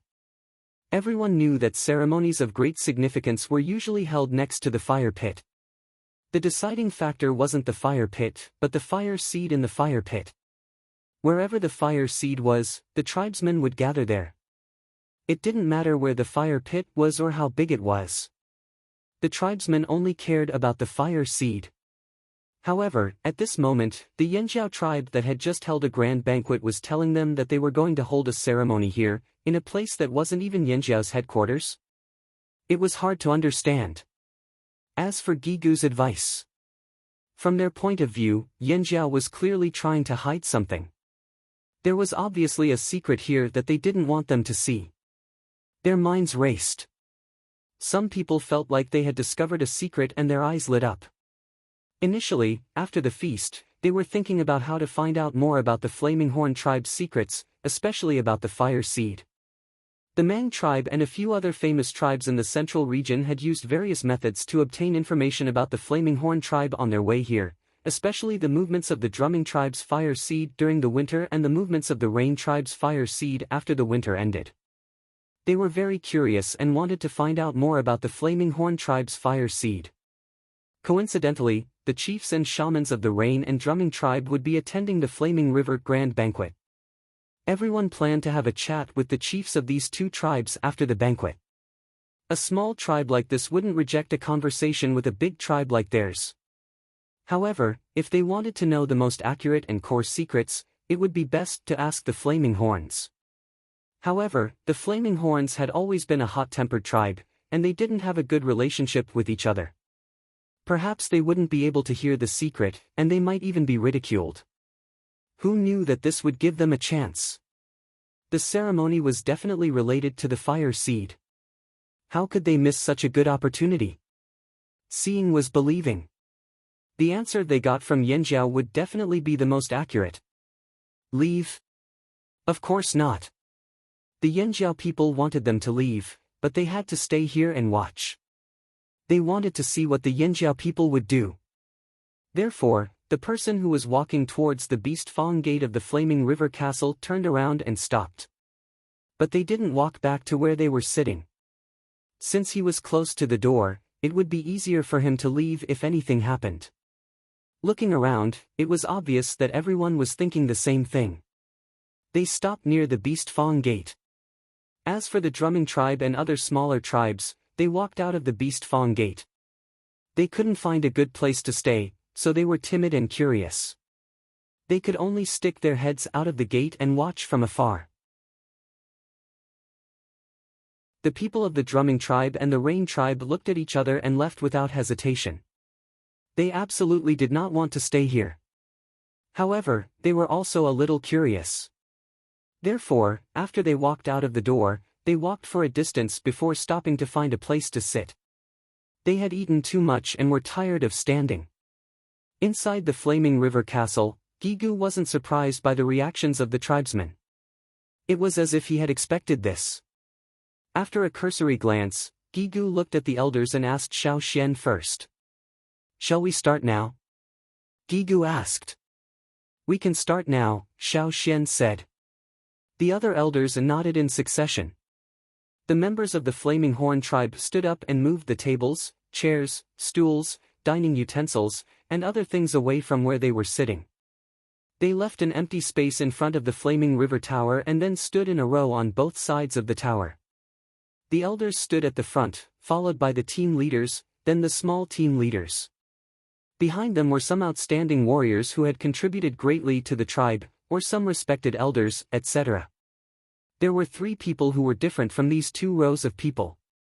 The current chief and shamaness didn't stand on either side like the others. Instead, they stood in front of the Flaming River Tower, facing the grayish-white stone wall without any carvings. Yanjiao's head elder, Xiao Xian, stood with the current chief and shamaness in front of the Flaming River Tower. In the hall, where the other 24 tribes had sat before, there were still leftover utensils, soup and chewed bones on the ground, and the firewood that hadn't finished burning was still crackling. The remaining soup in the stone pots and stone cauldrons was boiling and bubbling, and steam kept rising from them. The Yanjiao people hadn't cleaned up all of these.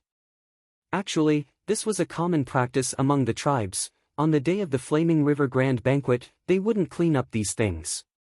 They would leave them for everyone to see as much as they wanted. These were the medals of the Grand Banquet for everyone to admire. They would wait until the next day, when everything was cold and the steam had dissipated, then they would clean up these things. Therefore, only the area where the Yanjiao people were standing had been cleaned up. When everyone was in position, Gigu raised his head and looked at the top of the Flaming River Tower. At the top of the tower, beside the Yanjiao totem flag, stood a person. He was leaning out and looking down, obviously waiting for them. It was Mao, who had cooperated with Ao Xian before.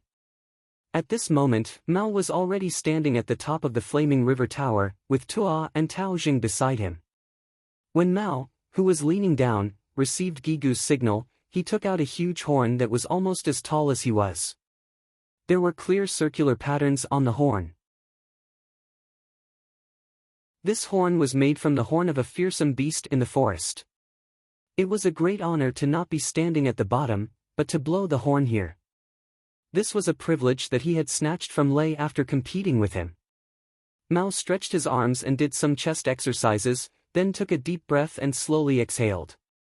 Finally, he lifted the horn, took a deep breath, and blew. Woo! The low sound of the horn was like a muffled thunder from the horizon, carrying with it a vigorous force that seemed to transcend time and space and travel even further. The ground was trembling as if an ancient giant beast had stomped on the ground. Following the sound of the horn, the Yanjiao people who were busy working in the Flaming River trading point all sped up their work. They wanted to finish what they were doing as soon as possible. If they couldn't finish it in a short time, they would just put it aside and tidy up their clothes. They would get water to wash the dirt off their faces and change into a clean set of clothes.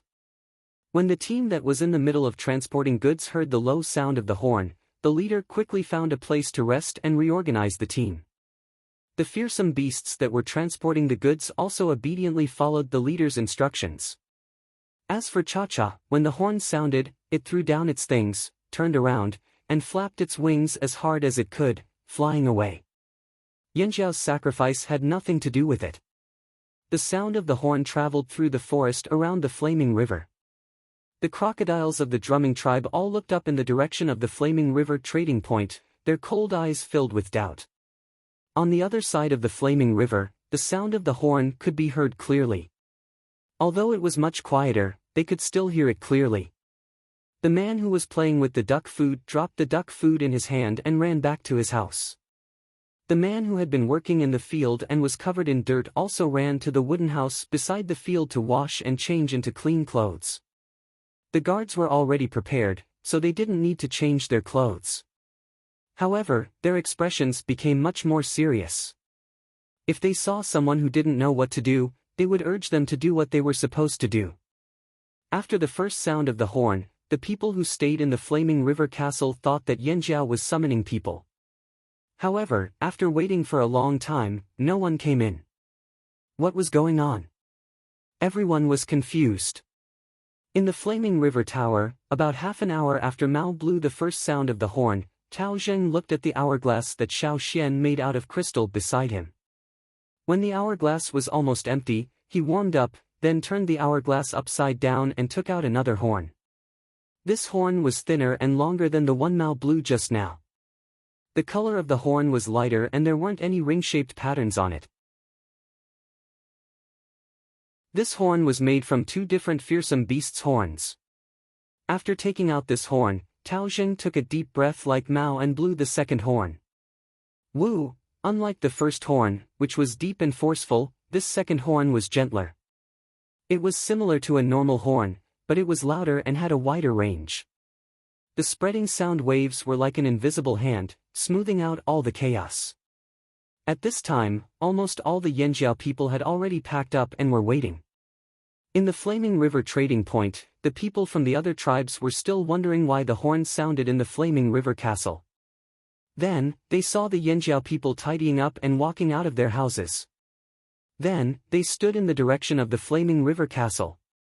The patrolling warriors also lined up on the spot after the second horn sounded and stood in the direction of the Flaming River Tower.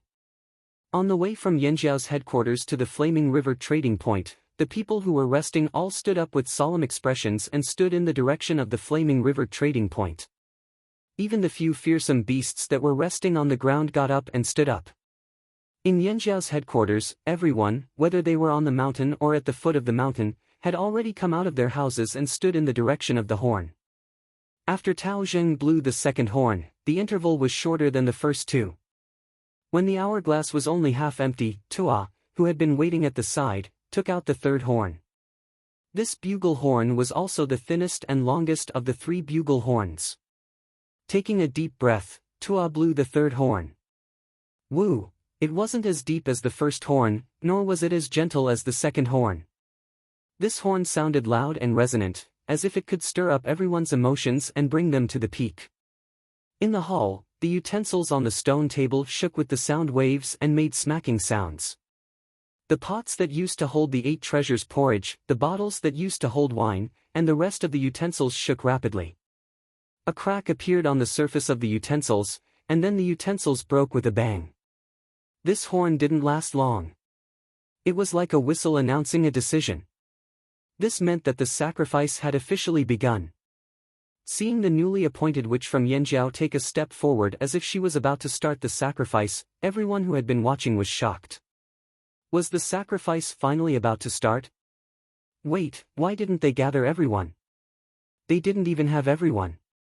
What was the point of a sacrifice?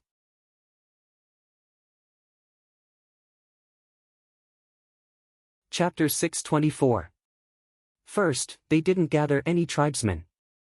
Second, they didn't have a fire seed. How were they going to perform the ritual? This was what everyone who stayed in the venue and stuck their heads out at the door of the beast tooth pendant were thinking. Were the Yanjiao people joking? It didn't seem like it. Whether it was the atmosphere or the Yanjiao people's formation, it didn't seem like they were joking. They were serious. Guizhe took a step forward. As the new shaman, she would be the one to chant the ritual incantation. Guizhe's voice wasn't loud, but the incomprehensible incantation was like a rhythm that wouldn't fade away. It spread from the Flaming River Castle to every corner. As Guizhe chanted the incantation, the Yanjiao people were facing the stone wall of the Flaming River Tower that had no decorations at all suddenly burst into flames. It was as if an invisible pen was using the flames as ink to draw on the wall. The Flaming River Grand Banquet started in the morning and lasted until the afternoon. At that time, the sun was already setting. After that, Yanjiao's preparations lasted for almost an hour. At this time, the clouds in the sky were bright red, as if there was a fire burning. Some places were already showing the color of dusk. The afterglow of the setting sun shone into the flaming river castle.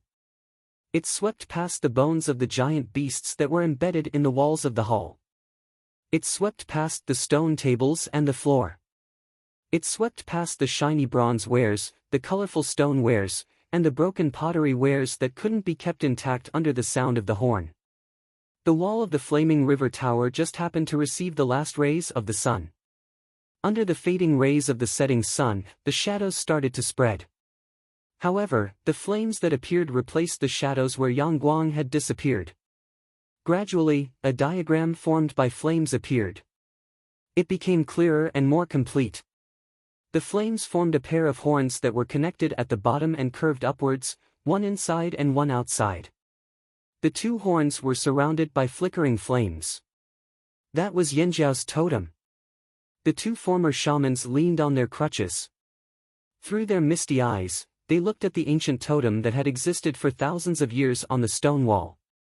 The two horns, one inside and one outside, came from the same source.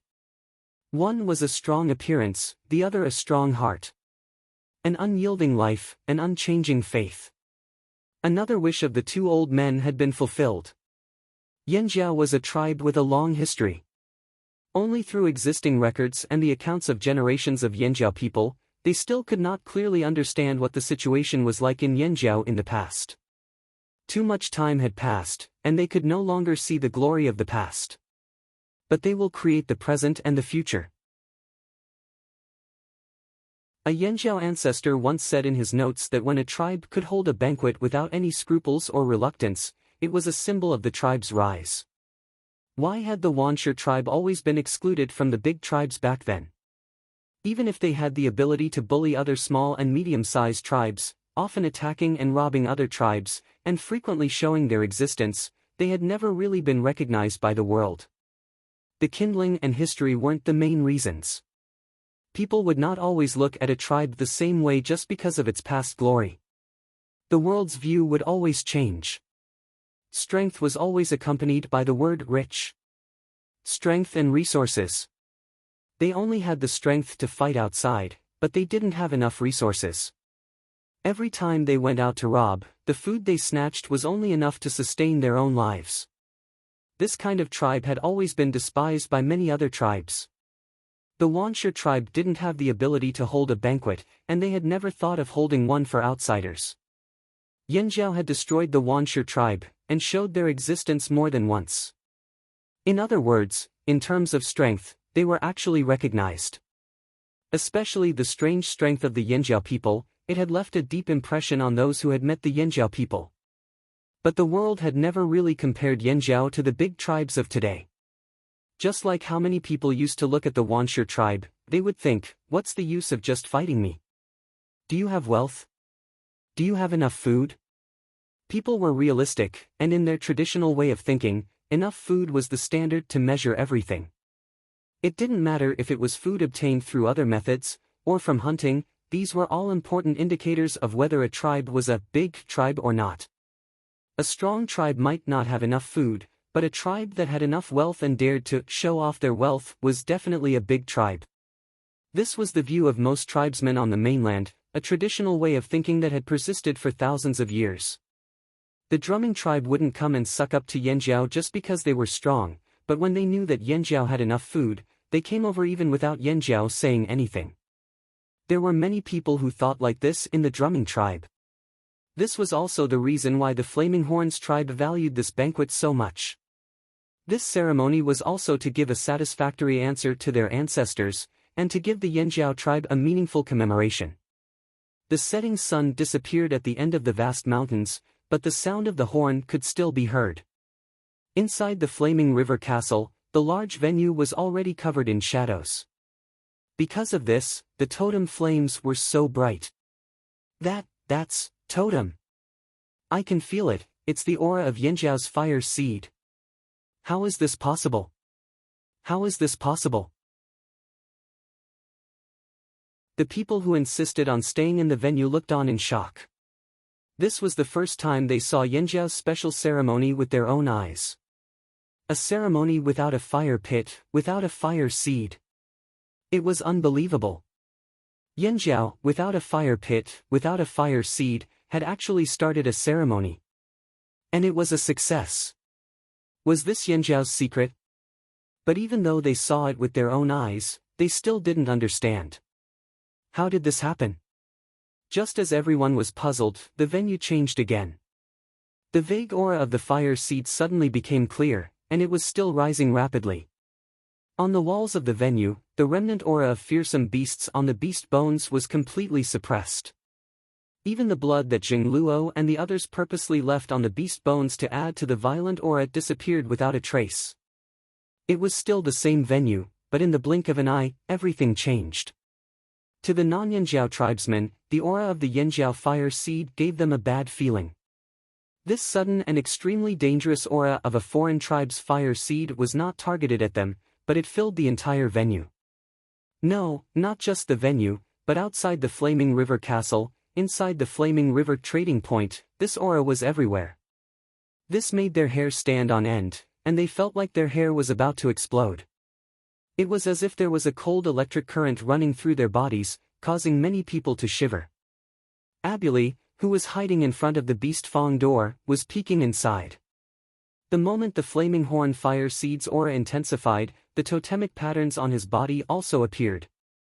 Fingernails as long as his fingers suddenly popped out of his fingers.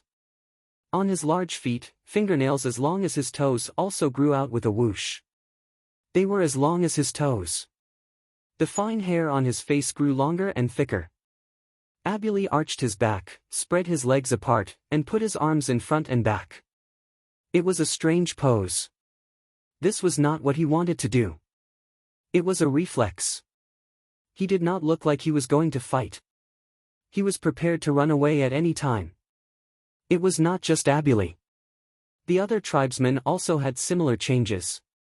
Under the stimulation of the foreign fire seed's aura, they could only use their own totem power to resist. In an instant, all kinds of totem patterns, all kinds of specializations, and all kinds of external changes caused by the totem power appeared. It was completely different from before.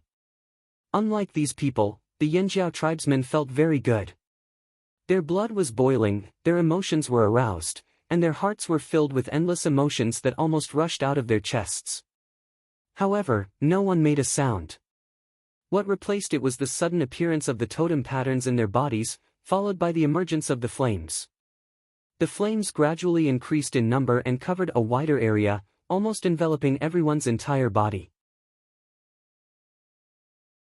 If it was said that Yanjiao's success in summoning their totems had shocked the crowd, now, they were so shocked that their worldview was shattered.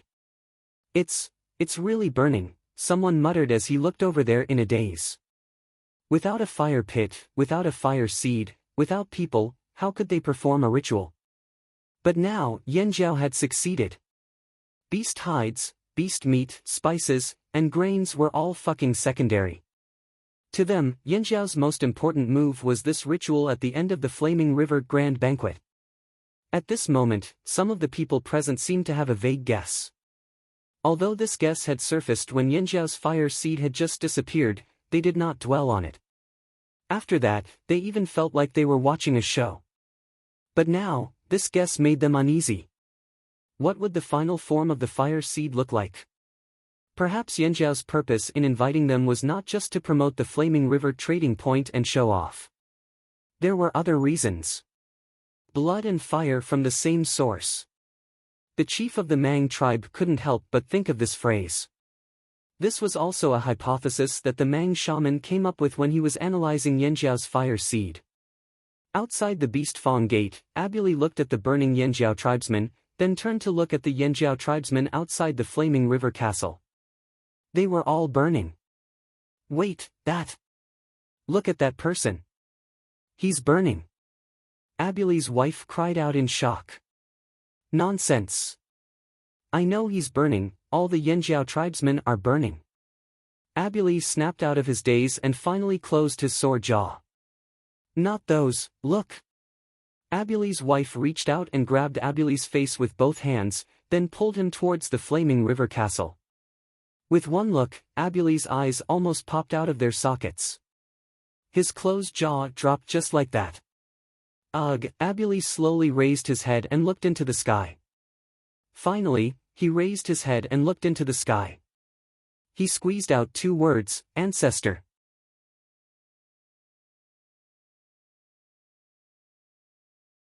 Chapter 625. Inside the Flaming River Castle, in the open space in front of the Flaming River Tower, there were 3 people facing the totemic flames on the wall. One of them had flames that were clearly different from the others.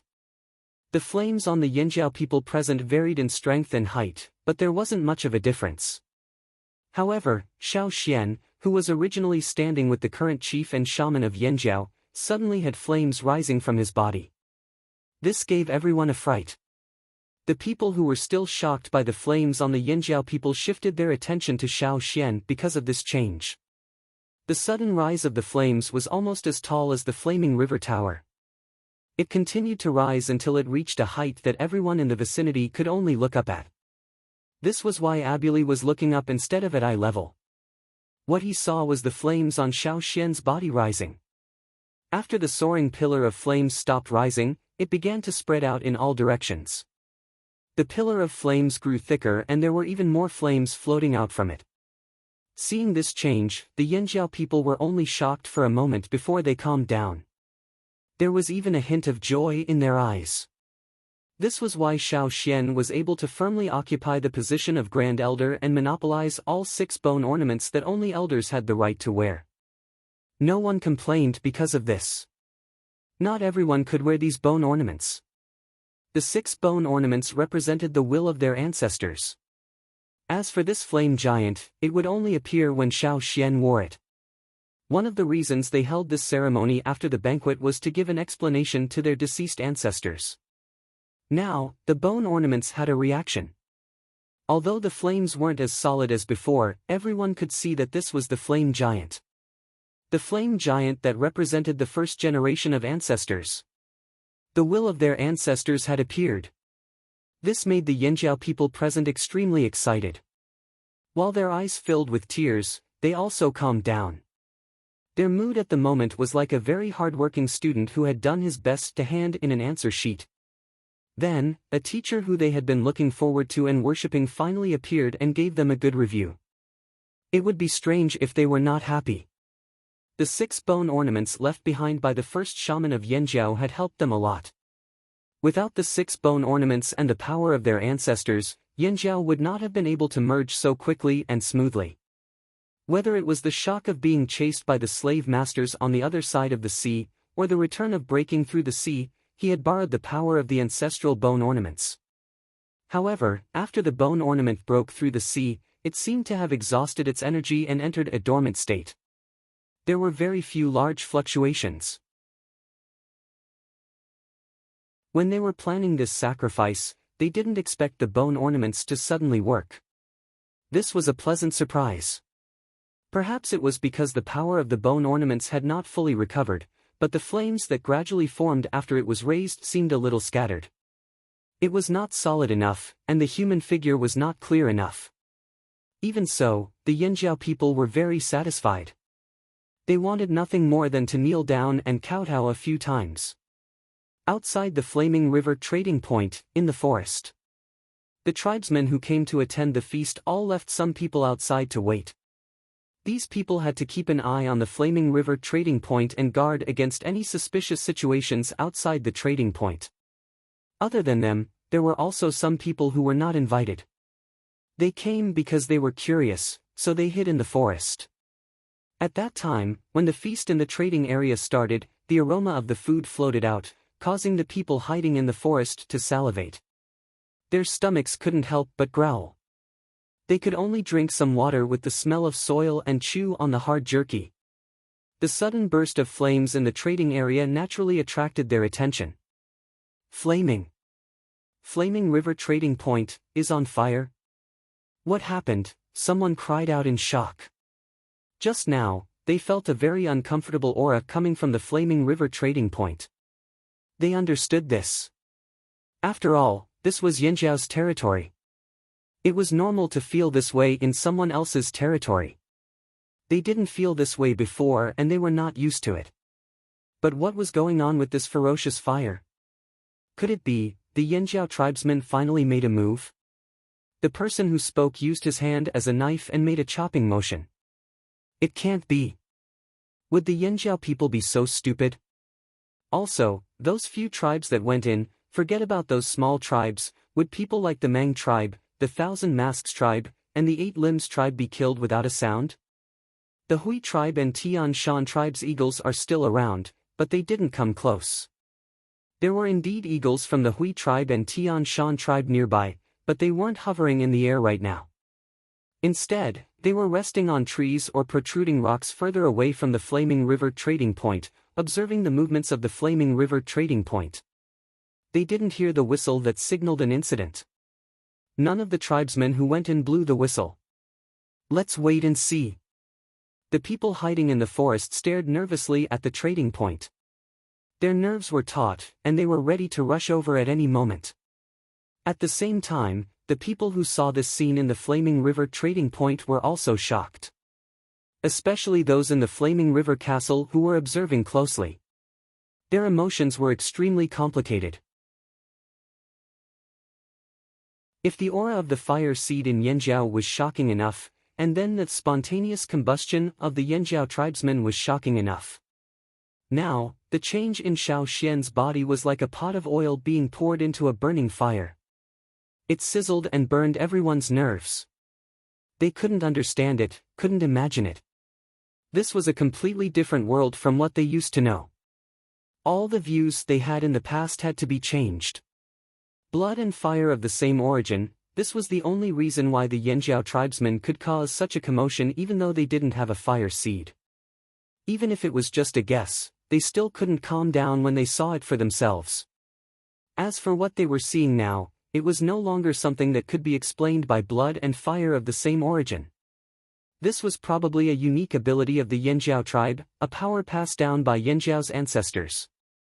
Outsiders couldn't obtain it. They could only continue watching from the side. They wanted to see what Yanjiao's Grand Elder was up to. At this moment, Xiao Xian also didn't expect the dormant bone ornaments to suddenly become active. The totemic power, the power of inheritance, and that special power in his body were rapidly being drawn out. The 6 bone ornaments hanging in front of his chest spun wildly like a whirlpool, sucking in Xiao Xian's power. This was different from the previous few times. In the past, these 6 bone ornaments either appeared on their own without Xiao Xian providing too much power. The timing of their appearance wasn't chosen by Xiao Xian either. Or, Xiao Xian used his own power to activate the bone ornaments. Just like when the bone ornaments couldn't hold on anymore after breaking through the sea, Xiao Xian used his own power to support them. But now, the bone ornaments' power hadn't been activated by Xiao Xian. It could be said that they had appeared on their own. They just needed Xiao Xian's power to support them. The bone ornaments hadn't recovered. Xiao Xian thought of the reason. Perhaps the remnant left in the bone ornaments by the ancestor was too happy at this momentous banquet, so it had popped out on its own. Perhaps it was because of the ancestor's will, but Xiao Xian's emotions were affected by the sudden surge of power from the bone ornaments. It was as if he wanted to howl at the top of his lungs. Sure enough, the ancestor must be very happy. Xiao Xian moved under the influence of this emotion. The Yanjiao people. Their gazes moved from the tall flame giant to Xiao Xian. Their gazes went from boundless reverence to astonishment, and then to shock. Wait! Grand Elder, what are you doing? Don't raise your foot. Show mercy. We're still standing by your side, Grand Elder. Look at us. Please don't step on us. Please don't step on us. The Yanjiao people present, whether they'd seen Xiao Xian use the ancestor's power with their own eyes, or heard about it later, all thought the same thing when they saw Xiao Xian's sudden movement. All the Flaming Horn tribesmen, including the current chief and shamaness, as well as Duo Kong and the other leaders, turned pale with fright when they saw this. It was just that their faces were covered by the flames, so it wasn't obvious. If Xiao Xian raised his foot and stomped down, all the effort they'd put into this banquet would go to waste. Not only would they not be able to show off the Yanjiao tribe's strength, they'd be laughed at. If they were kicked at such a close distance, even if they didn't die, they'd be seriously injured. Especially Jingluo, Duo Kong, and the others who'd seen the flame giant's power with their own eyes. Their hands were shaking. Years ago, when they'd migrated from their habitat by the sea, they'd met the slave masters who'd chased after them. They'd seen Xiao Xian use the ancestors' bone ornament's power to stomp on the ground. Then, the ground had cracked like an earthquake. It had also temporarily intimidated the pursuers, stopping them from continuing to chase after them. He could crack the ground, fight against a king beast, and break through the sea. Could they withstand this kind of power? They thought about how the ground had cracked when he stomped on it, and how large chunks of rock had been flipped over. Then, they thought about what would happen if they replicated that scene here. They thought about the time they'd met the king beast at the salt mines. They hadn't even seen how Xiao Xian used the ancestors' bone ornament's power before they were all sent flying and buried in the snow. Every one of them was trembling in fear. The more they thought about it, the more scared they became. Zheng Luo and the others paled even further. "Grand Elder, please don't do this." But from the looks of it, Xiao Xian didn't seem like he wanted to do this on purpose. Maybe, it was the ancestors' idea. They really wanted to stop Xiao Xian from doing what he was about to do, but due to their reverence for their ancestor, they didn't dare act rashly. As they hesitated, Xiao Xian moved again. This time, Xiao Xian didn't move his feet. Instead, he moved his hands. Xiao Xian raised his arms casually. The blurry flame giant in the air also seemed to raise its arms. Seeing this, the Yanjiao people breathed a sigh of relief. It was good that Xiao Xian didn't raise his feet. They were so scared that cold sweat broke out on their foreheads. In the past, during sacrifices, the flame giant representing their ancestor had also raised its arms as if cheering. That was why they could finally relax. So the ancestor wanted to cheer. "We were so scared. Wait. Ah. Ah. Ah."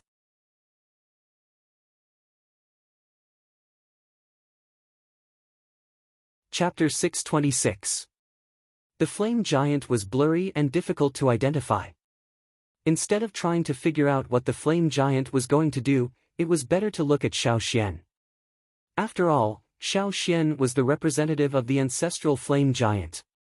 The flame giant's movements were always synchronized with Xiao Xian's. That was why the Yanjiao people couldn't tell what the flame giant was going to do next, so they all stared at Xiao Xian. This was a very strange scene. Even the atmosphere in the hall changed. The other tribes also noticed that something was wrong with the Yanjiao people. They felt that the Yanjiao people's expressions were very strange. Although they couldn't see all the Yanjiao people's expressions clearly from their angle, they could still see a little from the side. Because of this, they couldn't understand what the Yanjiao people were thinking. An inexplicable tension filled the hall. The people who stared at the Yanjiao people or the flame giant in the sky were all tensed up. The totemic power in their bodies was already at its peak, ready for anything that might happen. Could it be that when Guei advised everyone to leave and, "I don't recommend anyone to stay here," there was really something dangerous going on? If Gigu knew what they were thinking, he would definitely cry foul. Because even he, the current chief of Yanjiao, didn't expect something like this to happen. Plus, the Yanjiao people were even more nervous than the spectators. At this moment, Abuli, who was hiding in front of the Flaming River Castle's Beast Fong Gate, had a bad feeling about this. He was also nervous. At the same time, they were more cautious than the other tribes. To put it bluntly, they were already cowards. When they were hunting for food in the forest, the slightest movement would make them run for their lives.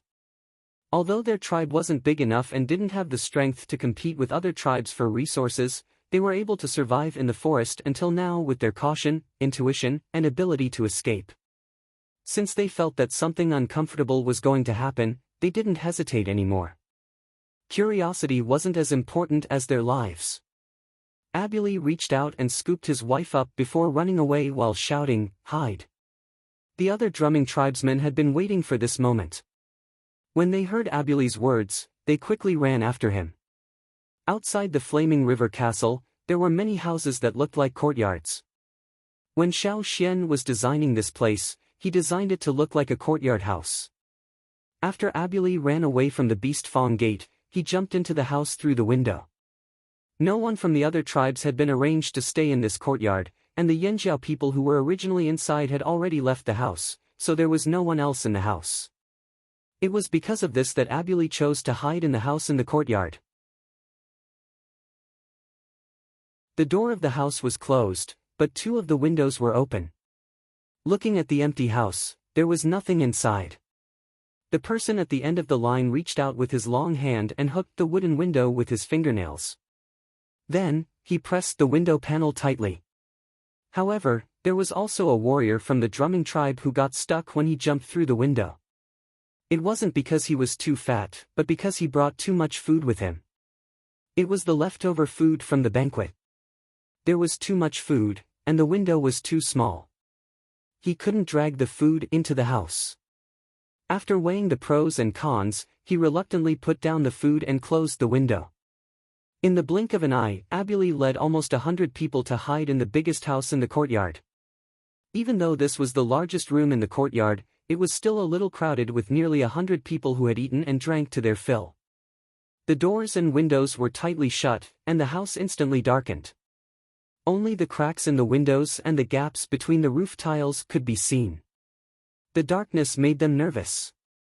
Puff! There was a long and soft sound. Abuli smelled the smell in the air, and his face turned green. Who farted?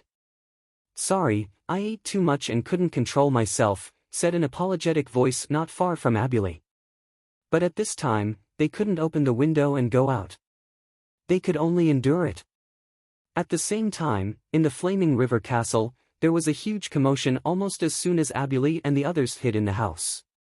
Xiao Xian raised his arms, but it wasn't like his usual cheering posture. After he raised his arms, he opened them to both sides. Then, like a person standing in the wind, he shook his sleeves. At the same time, the flame giant opened its arms and shook them like Xiao Xian. In the next moment, it was as if a strong gust of wind blew past, elongating the flames on the flame giant's body. Long, wide sleeves seemed to have been pulled out from its arms. Its body also looked like it was wearing a long robe that was blown up by this gust of wind. However, this was just the beginning. The sleeves were pulled out again, and the flame giant's entire body seemed to have been elongated.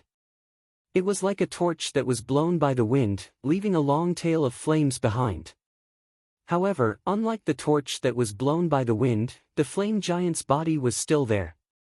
It didn't become lighter or shorter. On the contrary, countless flames gushed out from its body, turning into a long stream of flames that flowed into the distance. The flame giant was already taller than any of the buildings in the flaming river trading point. The flames that gushed out from it easily passed through the buildings in the flaming river castle. The unstoppable stream of flames instantly rushed out of the flaming river castle and into the flaming river trading point. It spread everywhere like a waterfall, as if it wanted to wash away everything in the flaming river trading point. However, the strange thing was that the stream of flames easily bypassed the Yanjiao tribesmen. Gigu and Gue Zhe, who were standing beside Xiao Xian, could clearly feel the stream of flames that brushed past them. It seemed like a raging stream of flames, but they couldn't feel any wind at all. It wasn't just them. In the trading point, all the buildings and all the tools were still in their original positions. They weren't damaged, they weren't broken. It was as if nothing had happened. However, the foreign tribesmen who stayed in the flaming river trading point suffered. Especially those who were the closest to the flaming river castle. They felt it the most. At this moment, they felt like they were in the middle of a storm, desperately trying to withstand the waves. The aura of the E tribe's fire seed was even stronger. This made them feel very uncomfortable. It was like a person who liked salty food but didn't like sweet food being poured sugar all over his body. What's more, It was a mountain of sugar on top of him. How could they feel good about this? Everyone gritted their teeth and endured it. They were the ones who chose to stay, and they even chose to stay so close to the flaming river. They brought this upon themselves, so they had to endure it even if it meant death. In comparison, the Xi tribesmen who were already in hiding were much better off. They were some distance away from the flaming river castle, and they were still hiding in their houses. The stream of flames didn't collide with them directly. However, the sudden pressure from the house made many people's teeth chatter. They could clearly hear the sound of trembling teeth in the house. Abulima's lips trembled as he tried to control his chattering teeth. He was going crazy. What was going on? What did Yanjiao do? My legs have turned to jelly from fright.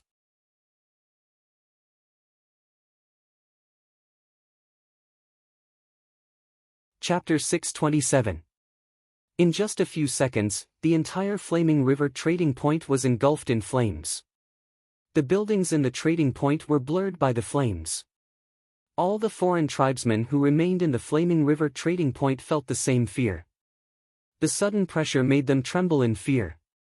Unfortunately, their leaders were still inside the flaming river castle, so they couldn't find their leader. They didn't know what to do, so they could only squeeze together with their companions, like little chicks huddling together in the wind for warmth. They gritted their teeth and endured the pressure. They were worried that something had happened in the flaming river castle. They were worried about the safety of their leaders, but they didn't hear any whistles. Without any whistles, they didn't dare to act recklessly. This was something their leaders had emphasized many times before they came.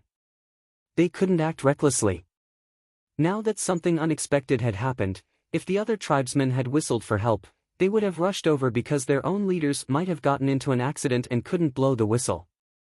But now, none of the big tribes that had come over had blown the whistle yet. Outside the flaming river trading point, the people who had been staring at the trading point were also shocked to see the trading point bathed in flames.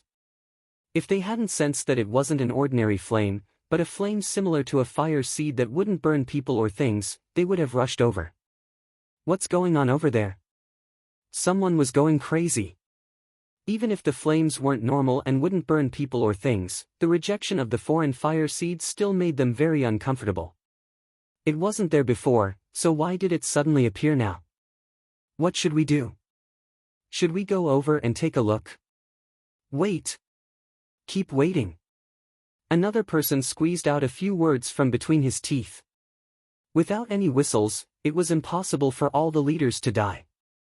Even if they didn't believe in anything else, they still had confidence in their own leaders.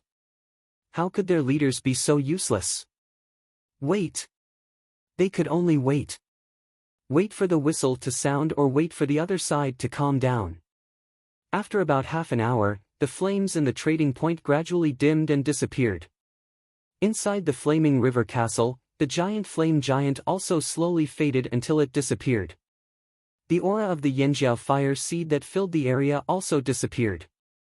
This made all the foreign tribesmen in the trading point finally breathe a sigh of relief. Was it finally over? They weren't sure. They were scared stiff. Who knew if there was anything else after that? Hence, after the flames in the flaming river trading point disappeared, a portion of the people standing on the road were flaming horn tribesmen. They were refreshed and full of energy. Their eyes were still filled with excitement, as if they were believers who had just bathed in the holy light. This was the complete opposite of the other tribesmen who looked tense and nervous. The drumming tribesmen who were hiding in their houses also opened their windows a little to see what was happening outside. They were timid and cautious, so they would only come out after making sure there were no more threats. The people who were left outside the flaming river castle all hurried towards the Beast Fong gate. They wanted to make sure that their chief was safe. When they saw the people coming out, they let out a long sigh of relief. Although the expressions of the leaders were not very good, they did not see any injuries. That was enough. The people who found their backbone did not worry anymore. They just waited for their chief's orders.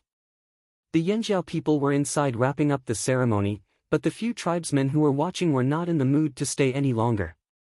They came out with pale faces and called for the people waiting outside the Beast Fong Gate to return to the courtyards that Yanjiao had arranged for them.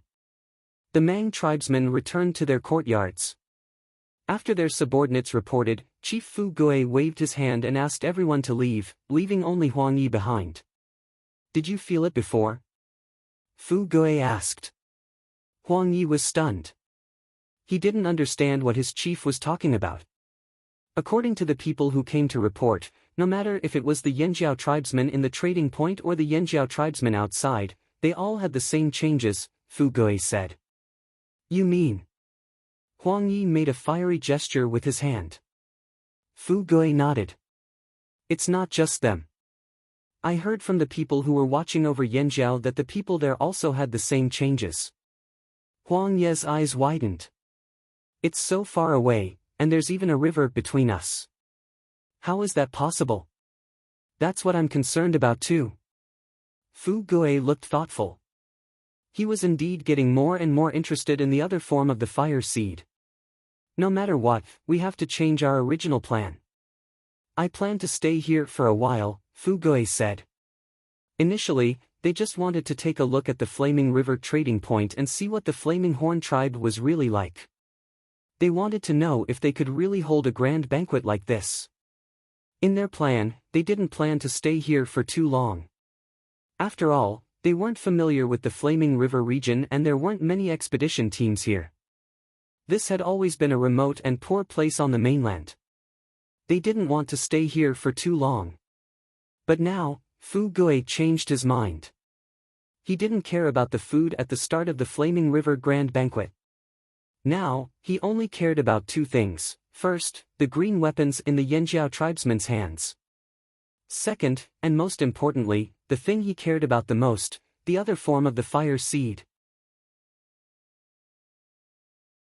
Fu Gui had a feeling that if he didn't figure this out, he would definitely regret it. "Maybe our tribe will make the same choice as Yanjiao." Fu Gui sighed. Huang Yi understood what Fu Gui meant by the same choice. He couldn't help but worry. "But the fire seed concerns the entire tribe. We should think more about it." "Of course. But I have a feeling that we'll still choose the same path as Yanjiao." Fu Gui was disappointed. Seeing that Huang Yi still didn't agree, he said, "Why do you think Yanjiao revealed the secret? They kept it in for so long and didn't even say anything in the fearsome beast forest. Why did they half reveal it now? Yanjiao wants to show off? Or, they want to use this matter to squeeze more things out of our hands?" Huang Yi answered tentatively. Fu Gui smiled helplessly. "Neither." As he spoke, he raised his hand and pointed in a direction.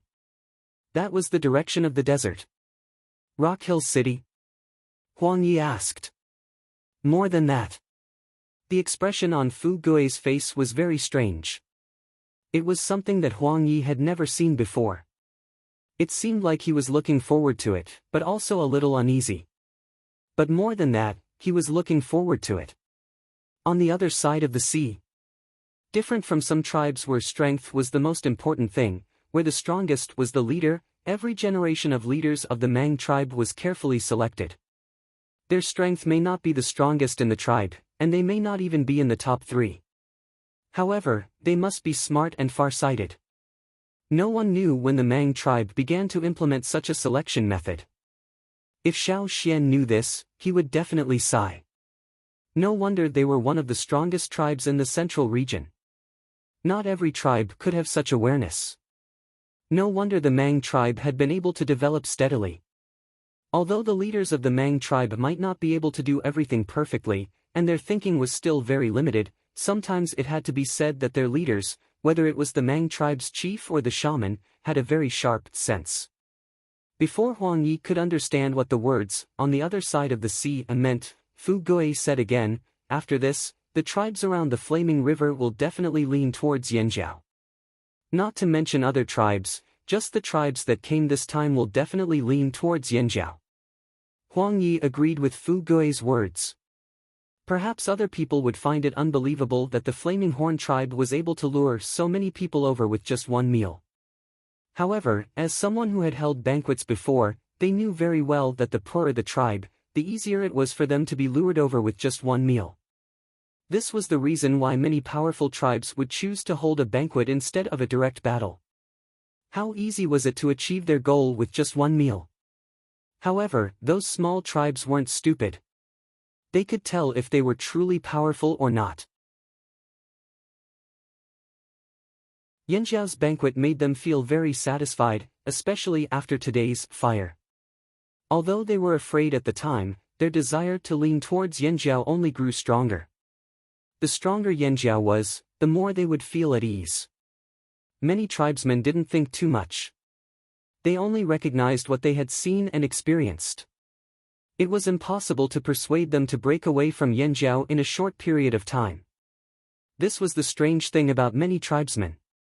Sometimes, they could be so stupid that it made people feel helpless. If Yanjiao can gather all the tribes in this area, they will be a powerful force. Huang Yi understood this point. You and I both know Yanjiao's strength. They might not be weaker than us. If they gather all these tribes, they won't have to fear any other tribes. But they still chose to reveal the secret of the fire seed. Because they are afraid. Fu Guo looked at Huang Yi. Where do you think those Yanjiao people who came out of the desert came from? Of course they came from the desert. Huang Yi's voice suddenly stopped, and his eyes were full of shock. You mean, on the other side of the sea? Fu Guo didn't speak, but his expression gave Huang Yi an affirmative answer. Fu Guo's guess was right. The Yanjiao tribes decided to reveal this secret after many discussions.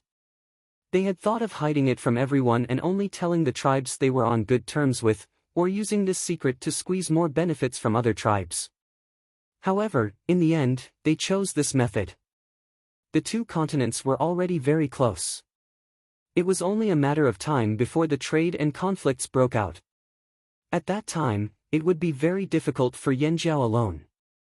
Now there were still too few Yanjiao tribes, and they couldn't even compare with an ordinary city on the other side.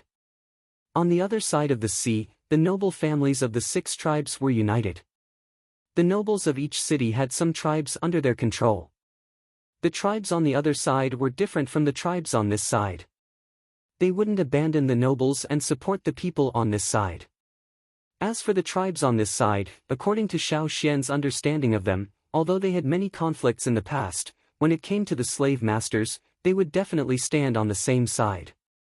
Even the Longboat tribe and Tianshan tribe who didn't like Yanjiao would still choose Yanjiao if they had to choose between Yanjiao and the slave masters. That night, the people of the few major tribes who stayed in the Flaming River trading point couldn't sleep well. They all had their own guesses, and they were very close to the truth. The matter of the fire seed made them feel irritated. The original fire seed was gone, but the fire seed was still there. It was just that it existed in a situation where blood and fire came from the same source. Yanjiao had already proven this to them. Innovation was always accompanied by fear. Choosing this meant giving up something they were already used to. This was a huge challenge for the tribesmen. They were worried and hesitant. They weren't sure if this kind of innovation was good or bad for their tribe. It might be suitable for other tribes, but it might not be suitable for them. The original fire seed protected the entire tribe, but it also trapped them. There were many restrictions on what they could do. However, if one day the fire seed wasn't limited to one place, if the tribesmen didn't have to gather in one place all year round, what would the future be like with this freedom? Yanjiao chose this path of innovation. The Drumming tribe and Rain tribe followed in Yanjiao's footsteps. Then, who would be the next to make the same choice?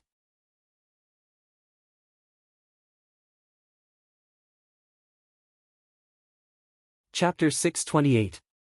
After the Flaming River Grand Banquet ended, the Flaming River Trading Point was officially opened.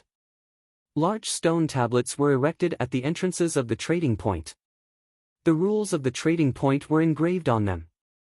Every new face that entered the trading point would be reminded by the Flaming Horn guards to read the rules. Otherwise, they wouldn't even know why they were killed in the trading point.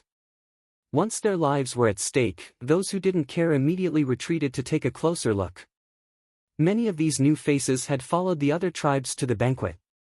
Previously, they couldn't enter, but now that they heard that the Flaming River trading point was finally open, they finally mustered up the courage to enter after a night of contemplation.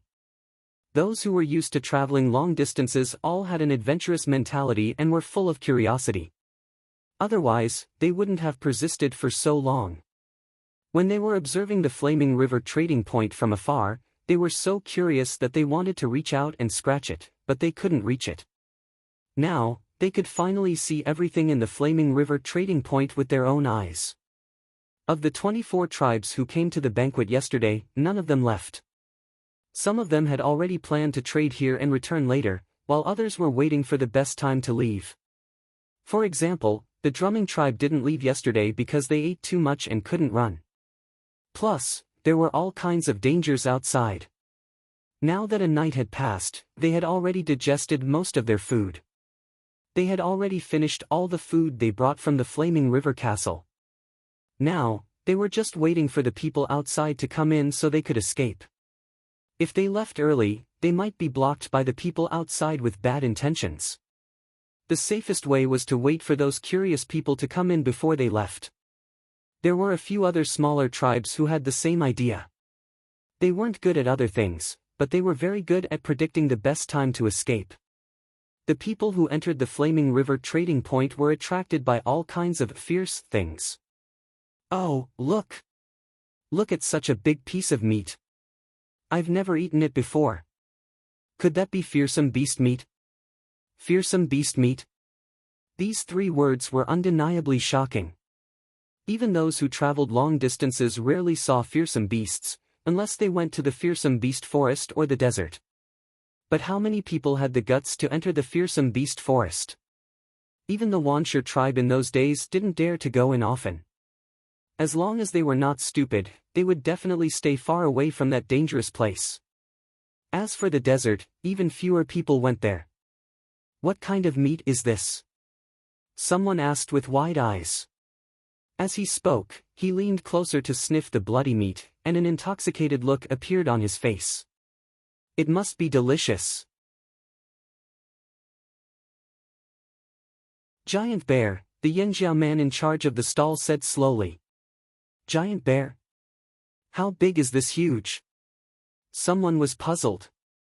What kind of meat is this? Without waiting for the meat seller to answer, another person impatiently pointed to the other side and asked.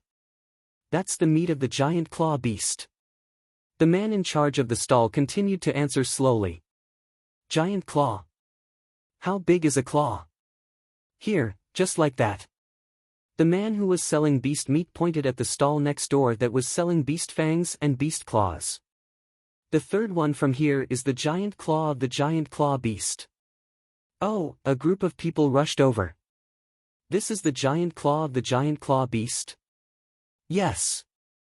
The uncle who was selling beast fangs and beast claws smiled with his white teeth. He seemed to casually move the giant claw over to let this group of people who hadn't seen the world take a closer look. The people who rushed over touched the beast claw from top to bottom, then from bottom to top again. Their eyes shone as they stared at the giant beast claw that was more than twice their height. Then what kind of beast's claw is this? Someone pointed to the side and asked. That's a beast tooth. This such a big beast tooth. It's alright, it's not that big. The uncle who was selling beast tooth once again showed his white teeth. Do you want to buy it? The people who were excited just a moment ago immediately looked as if they had been hit by frost. Their expressions were as if they had been frozen, and they were dumbfounded. They had come in too much of a hurry. In order to make it easier to follow them, they hadn't brought enough money. In their pockets, there were only a few glowing crystals and shells. The jade stones were also lonely and of poor quality. There really weren't many things that could be used as currency. At first, they wanted to trick the Yanjiao people, but on second thought, if the Yanjiao people could hold a banquet to show off their wealth, how could they not have seen these before? Then, they recalled what they had seen since entering the Flaming River trading point. They really didn't have the courage to trick the Yanjiao people. They thought about the rules written on the stone tablet when they entered the Flaming River trading point. Then, they thought about how the uncle who was selling beast teeth and beast claws so casually moved the giant claw over. They would be killed, okay? But if they didn't bring anything back to show off, they would be letting themselves down. Go out and rob? Some people looked around fiercely, searching for the people from the smaller tribes. They heard that some of the tribes who came to the banquet were just small tribes that couldn't even fill their stomachs. If they didn't rob, were they going to rob the bigger tribes? Even idiots wouldn't do that. But when they started searching, the Ji tribe had already found a chance to escape. It would be difficult to catch up now. Some people didn't want to give up, so they gathered their companions and left the Flaming River trading point. Because of the rules, they didn't dare to do anything inside, so they could only go out and search. While these people were searching, the chiefs of the Mang tribe, 8 Limbs tribe, Longboat, 1000 Mask, Feather, Tian Shan, Hui and the other big tribes entered the Flaming River castle again. But this time, they weren't in the open air. Instead, they were led to a special meeting room inside the castle. Only a few chiefs went in. On the Yanjiao side, only Gigu and Xiao Xian were there. Xiao Xian stretched. He had been busy the whole day yesterday, and he still had to finish up at night, so he didn't sleep much. His ancestor's flame giant had consumed a lot of his energy, so he was sleepy now. When Xiao Xian stretched his arms, everyone in the meeting room looked at Xiao Xian in unison. Sensing their stares, Xiao Xian said, "Don't be nervous, I'm just stretching." Those people didn't care. Only when Xiao Xian finished stretching and yawning did they look away expressionlessly. They couldn't help it. They were shocked by what happened yesterday. They didn't know what the flame giant was, but they knew that it was definitely Xiao Xian's doing. He just waved his sleeves and spat out fire in the trading point. Now, they were all traumatized. When they saw Xiao Xian stretch his arms, they couldn't help but feel nervous. Gigu knew this feeling very well, but he knew that the ancestor's flame giant rarely came out during non-ritual times. So when he saw everyone's reaction, he wanted to laugh, but he couldn't. Yesterday, when the ancestor's flame giant came out, he was standing beside Xiao Xian. At that time, he was so scared that his back was covered in cold sweat. After calming himself down, Gigu looked at Xiao Xian. When he saw Xiao Xian nod, he said, "Let's begin." The stone door of the meeting room closed with a bang, blocking out the sound from inside. When night fell, the stone door opened again. The chiefs had complicated expressions on their faces. They couldn't tell if they were happy or angry. On the 5th day of the Flaming River trading point's opening, they left with their people. The curious travelers who came with them also left one after another. With their publicity, the Flaming River trading point's name quickly spread across the mainland. To the tribesmen on this mainland, which tribe destroyed which tribe was at most a short discussion. Most tribesmen only talked about tribes that were far away from their own tribe or were not familiar with them. If there was anything new, they would immediately shift their attention to it. However, when it came to food, they could talk about it for a long time. Some of them were even counting with their fingers the number of tribes that had held banquets in the past few years. This was especially true for the travelers from the various trading points. When they were free, they would gather together to discuss. I wonder what Yanjiao ate at the banquet. Anyway, I heard that a few big tribes praised it. That means the Flaming River trading point is very powerful. It's not the Flaming River trading point that's powerful, it's the Yanjiao tribes that are powerful. It's all the same. Did you guys go with them? No, we know a tribe. Someone went with them. Those rumors are all true. This huge beast tooth, this huge beast claw, are they all real? Someone stood up and gestured. Hey, it's not that small, it's much bigger than what you said. Too bad they didn't bring enough things back and couldn't buy a huge beast claw. That kind of beast claw, TSK, you don't need to polish it, you can use it as a weapon. I heard that it can cut through stone in an instant. It was rare for that person to receive so much attention, so he felt proud. He cleared his throat and continued to tell everyone what he had heard. Gradually, more and more people gathered around.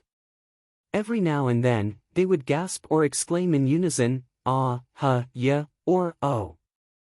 Hey, those who went with them didn't have anything to buy the beast claw. Didn't they rob them? Someone asked. You dare to rob Yanjiao? The crowd looked at the person who asked the question as if they were looking at an idiot.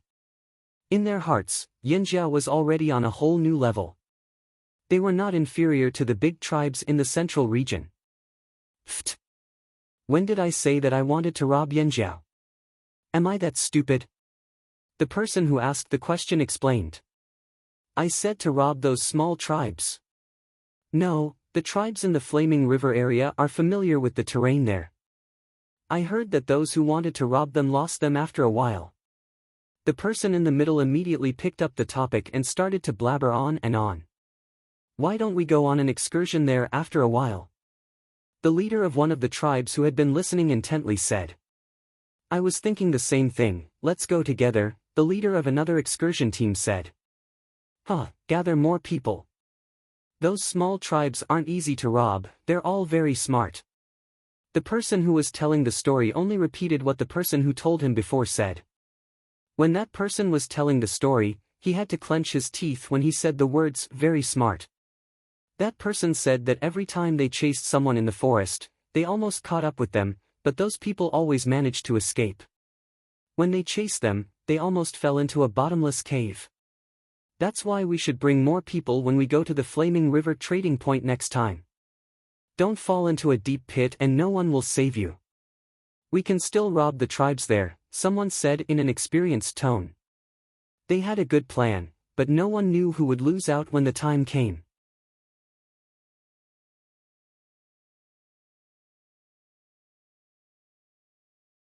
Chapter 629. News of the Flaming River trading point spread across the entire continent. Regardless of whether it was the large trading points in the central region or the trading point on the grasslands, people were quietly spreading the news of the Flaming River trading point. This was arranged by the major tribes, and it was also one of the things they promised the Flaming Horns. Once the trading point became famous, more people came. At first, there were only a few people who came every 3 days, but now, there were teams coming every day. The teams that came this time all came with a purpose, so they brought a lot of things with them. They wouldn't return empty-handed. They traded for a lot of beast hides and fearsome beast meat at the Flaming River trading point. Beast fangs and claws were also selling well. Now, the Yanjiao people didn't have to store extra beast hides for long periods of time. Basically, they just had to register them at the Flaming River trading point. They didn't have to bring the goods far away. They just had to guard the Yanjiao headquarters and the trading point. When it was their turn to hunt, they would go to the forest for a walk. This saved a lot of manpower and time. This is even more convenient than when we were on the other side of the sea. Duo Kong had just returned from a hunt. He left some of the prey at the headquarters and dealt with the rest. He separated the beast hides and meat, separated the fangs and bones, and brought them to the trading point for the people in charge of setting up stalls to sell. The team that came 2 days ago hasn't left yet. They're waiting for this batch of beast meat. Today, 2 more teams came. They said they were guarding the claws of the giant clawed beasts. Duo Li swung his arms and couldn't hide his pride. Our things are so good. Those people are willing to wait here for a few days just for these things. Of course, we're Yanjiao. How can Yanjiao's things not be good? Duo Kong smiled until his eyes narrowed. He turned to Duo Li and said, do you think the Taiha people would be jealous of us if they knew about our current lives?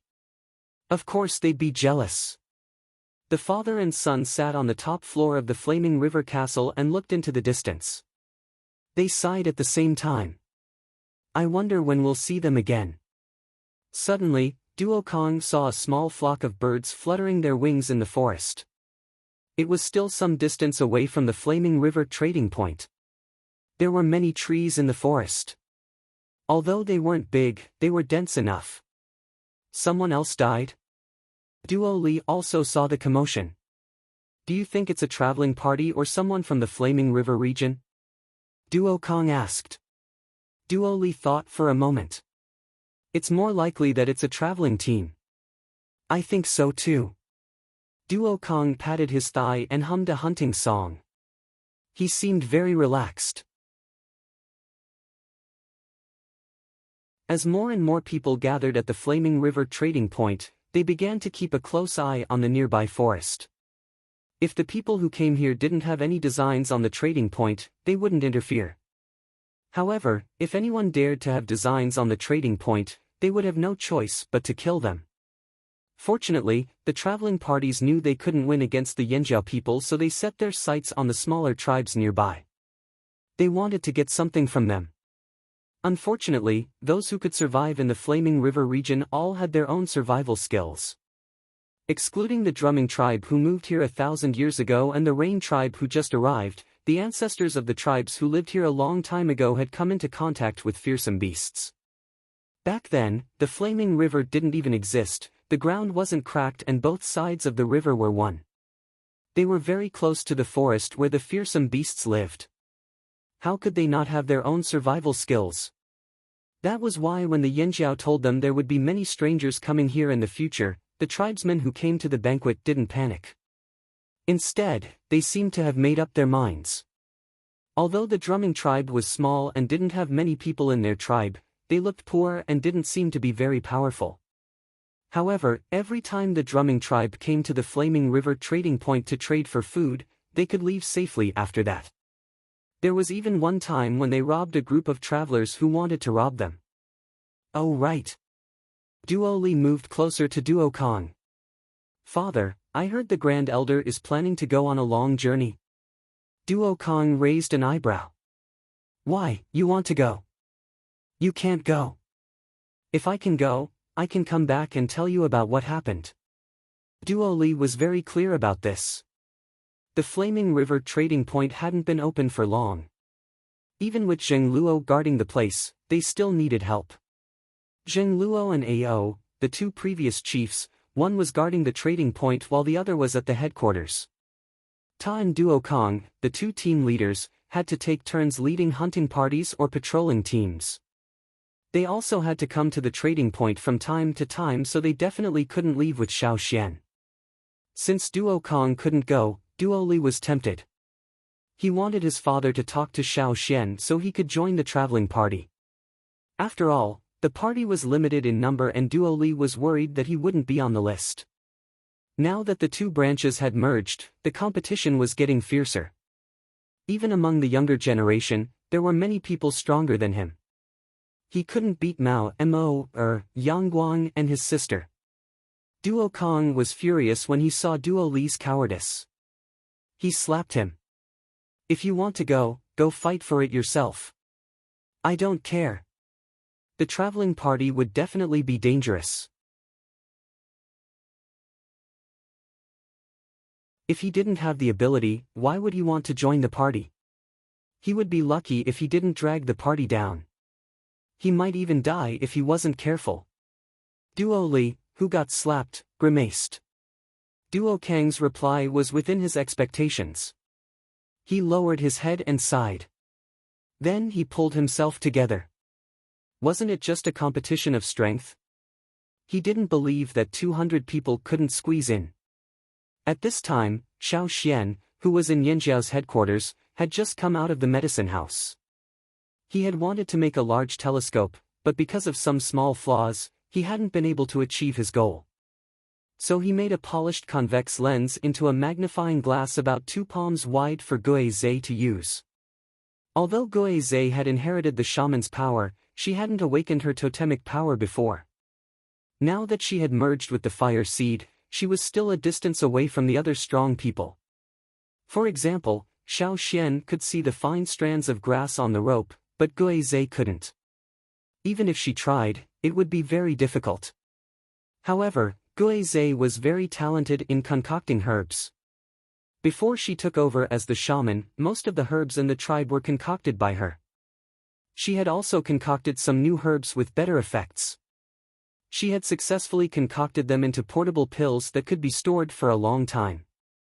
In this aspect, she was even better than the previous shaman. The old man was very pleased. Sometimes, Guizhe would analyze every minute structure of the herbs. So it was very tiring to study herbs in the past. Xiao Xian's magnifying glass perfectly solved this problem. Xiao Xian was about to go on a long journey, and Guizhe had given him a lot of herbs. Although it was one of the shaman's duties to make medicine for a long journey, she was familiar with Xiao Xian, and Xiao Xian had helped her. She also gave Xiao Xian 3 fine-mouthed ceramic bottles with a total of 500 pills. This was the result of her nearly 20 days of work. These pills were for detoxification, especially snake venom. At this time of the year, the temperature was getting higher and higher, and there were more poisonous insects, snakes, and ants in the forest. It's new, so it must have a detoxification effect. I just don't know how effective it is. Guizhe couldn't be sure because she hadn't really tried it. She had eaten it before and knew it could detoxify poison, but she didn't know how strong it was. Okay, I'll test it out and tell you when I come back. Xiao Xian carefully put the 3 bottles into his animal skin bag, then went down the mountain to check on the farm. The 1,000-grain golds planting was going well. The fertilizer was already prepared. According to Ji Ju's suggestion, they rotted the meat and added the bones. They specially picked the bones of the beasts that like to eat grass, sprouts and moss. Some of the bones were taken out of the bones and added in the bone marrow. Together with the experience of Chi Chi and the rest who had taken care of the farm, the survival rate of the 1,000-grain gold was very high. However, the next step was the most important. Ji Ju once said that every tribulation of the 1,000-grain gold was very important. As long as they passed the first tribulation, they would reach the peak of their growth. The plants in the field had already passed the first tribulation. Every plant was already taller than Xiao Xian's waist. At this rate, they would soon face the second tribulation and grow even faster. Xiao Xian planned to guard the 1,000-grain gold until it passed the second tribulation before bringing the team on a long journey. If they were fast, they might be able to come back during the third tribulation and see the grains. Looking at the green patch, Xiao Xian thought that even if only 1/10 of them survived, it would be enough to make him happy. Xiao Xian planned to travel further down the flaming river to see what was further downstream. They would live here for a longer time. In the past, they didn't have the means to travel further, but now, they had to take a closer look to have an idea. There weren't many tribes in the upper reaches of the flaming river. This was the situation on the other side of the river. They chose to travel further down because they knew that there were more tribes in the lower reaches of the flaming river. Looking at the large blank space on the animal skin roll, Xiao Xian closed it. They didn't plan to travel too far. They just wanted to take a look at the situation in the lower reaches of the flaming river within a certain distance. This way, they wouldn't be caught unaware if they were ambushed.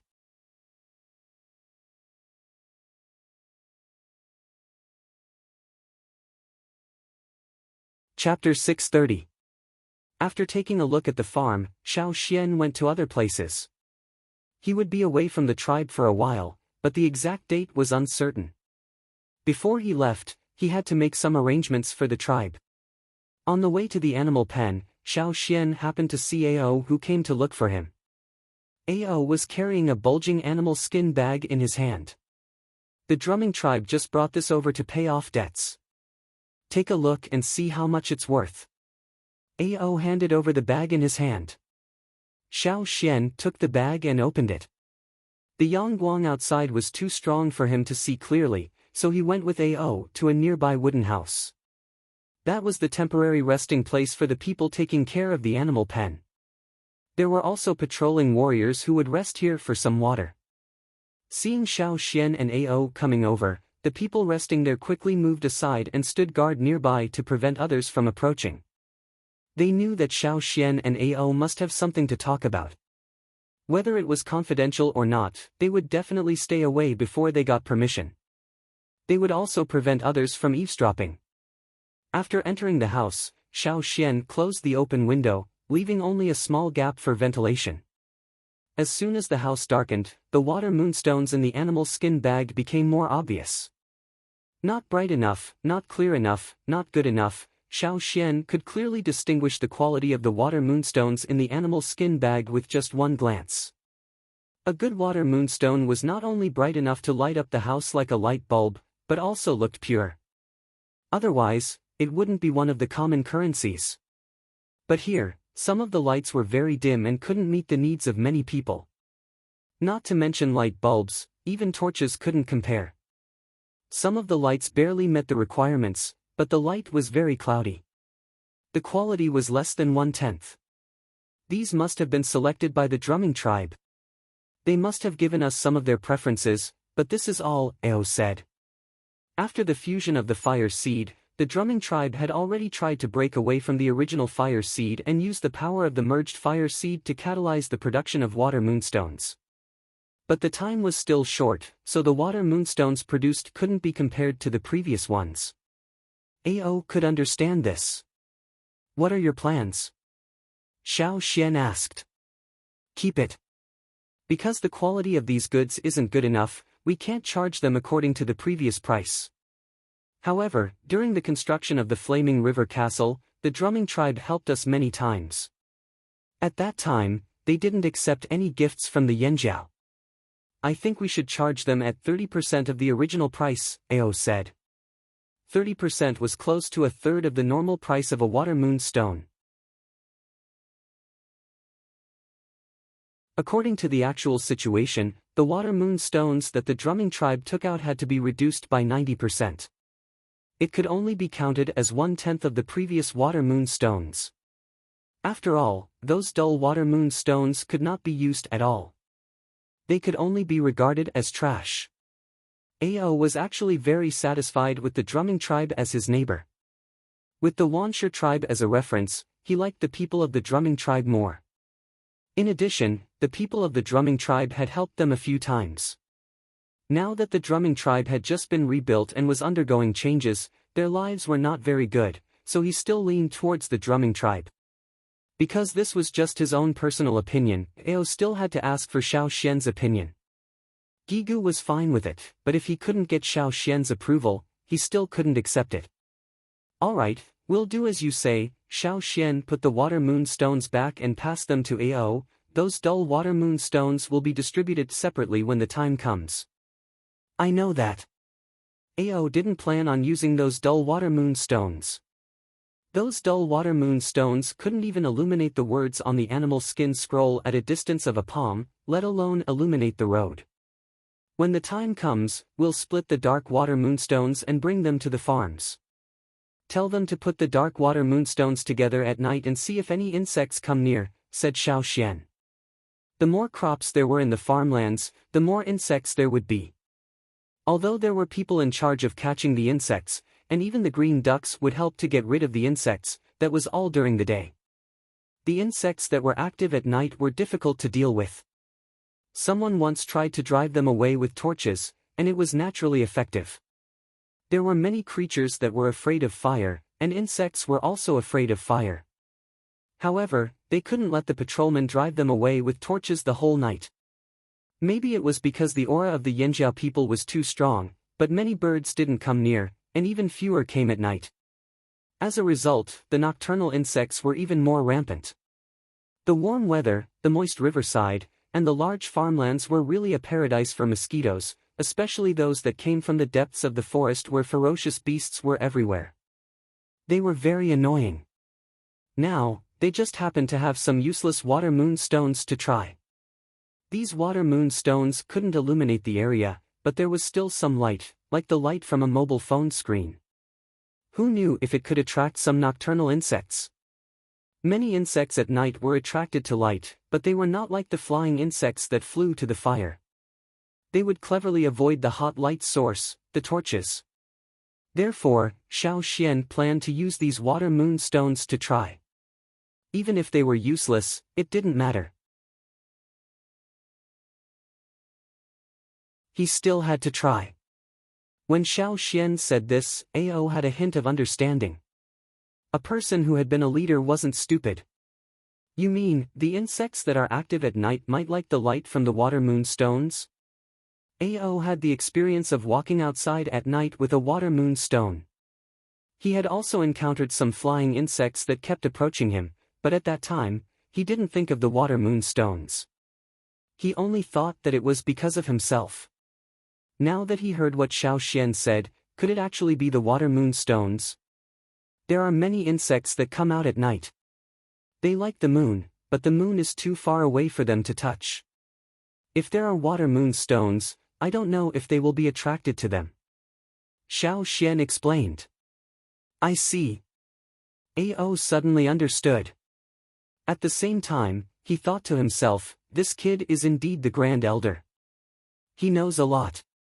We'll know when we try. Xiao Xian couldn't be sure without trying. There were definitely insects that liked the light, but he didn't know how useful these dim water moon stones were. The people of the drumming tribe should know about this, right? Ao asked again. Not necessarily. The drumming tribe used to be protected by the primitive fire seed. Many insects didn't dare to approach directly. Moreover, the river hadn't disappeared at that time. The insects on this side of the forest couldn't fly over. The insects on the other side of the forest couldn't cause much trouble. Now, although the two sides are close and some insects can fly over, the people of the drumming tribe use the water moon stones sparingly.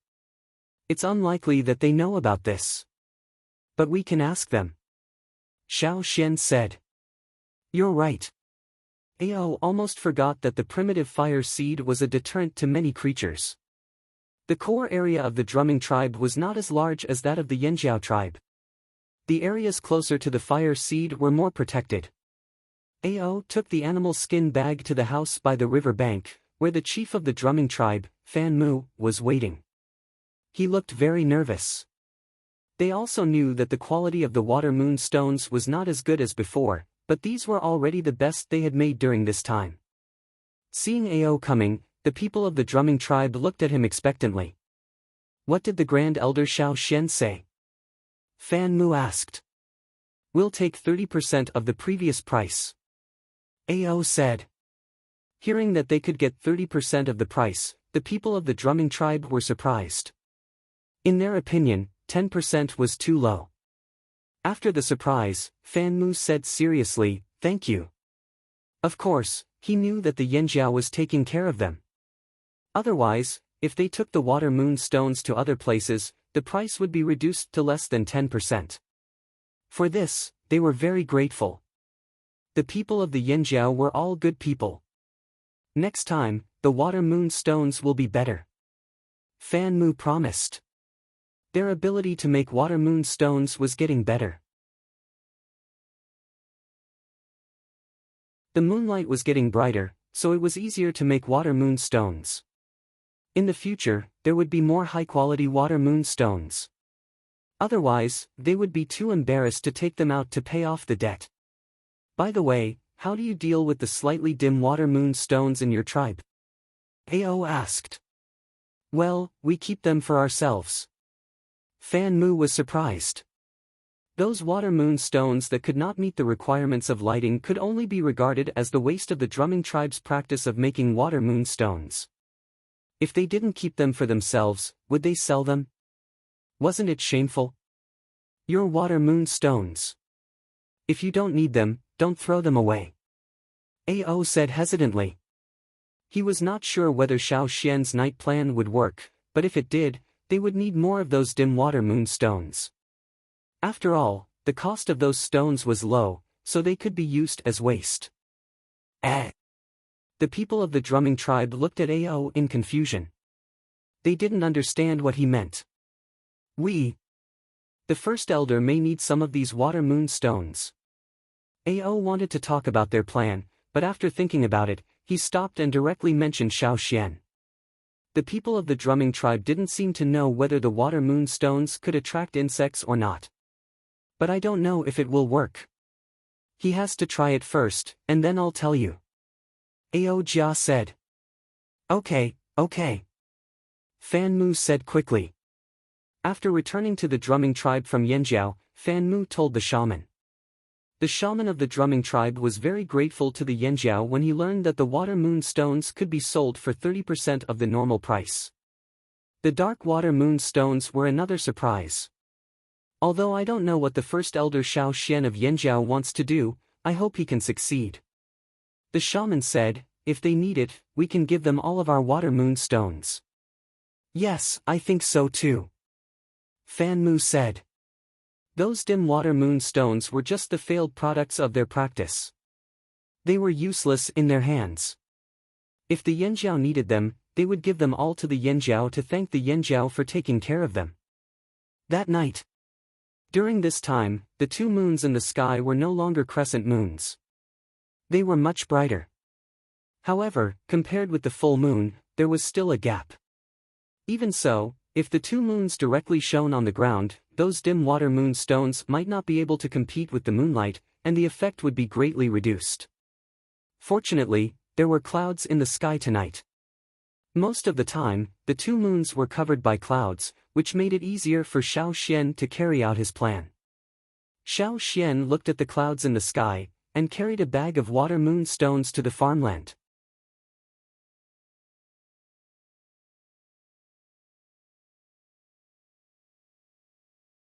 Chapter 631. When Shao Xian arrived at the farm, Ao and the guards were already waiting there. They were all holding tools in their hands. Other than their own hunting weapons, there were also tools for guarding the farm, such as large nets made of vines, nets made of long poles, and giant bombs. These were usually prepared, but most of them were only used during the day. They were rarely used at night. Is everything ready?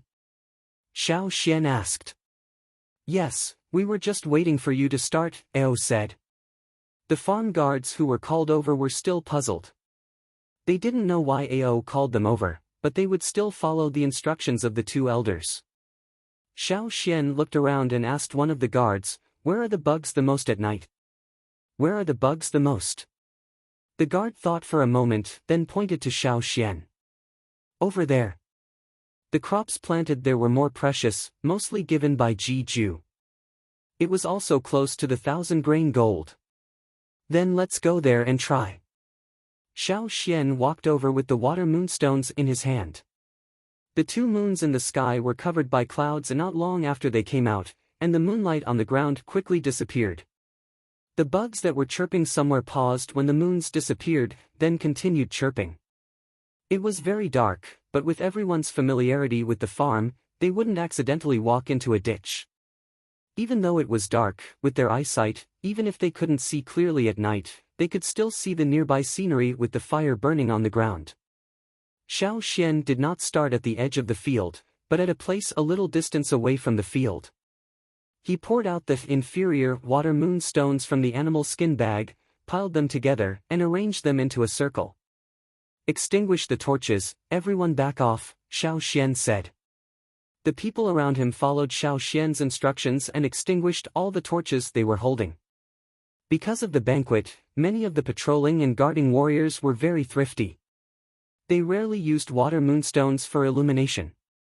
Although they didn't think that the banquet would make their tribe poor, they felt that it was better to be thrifty. That was why when they knew they were going to prepare for the showing-off banquet, everyone started saving up.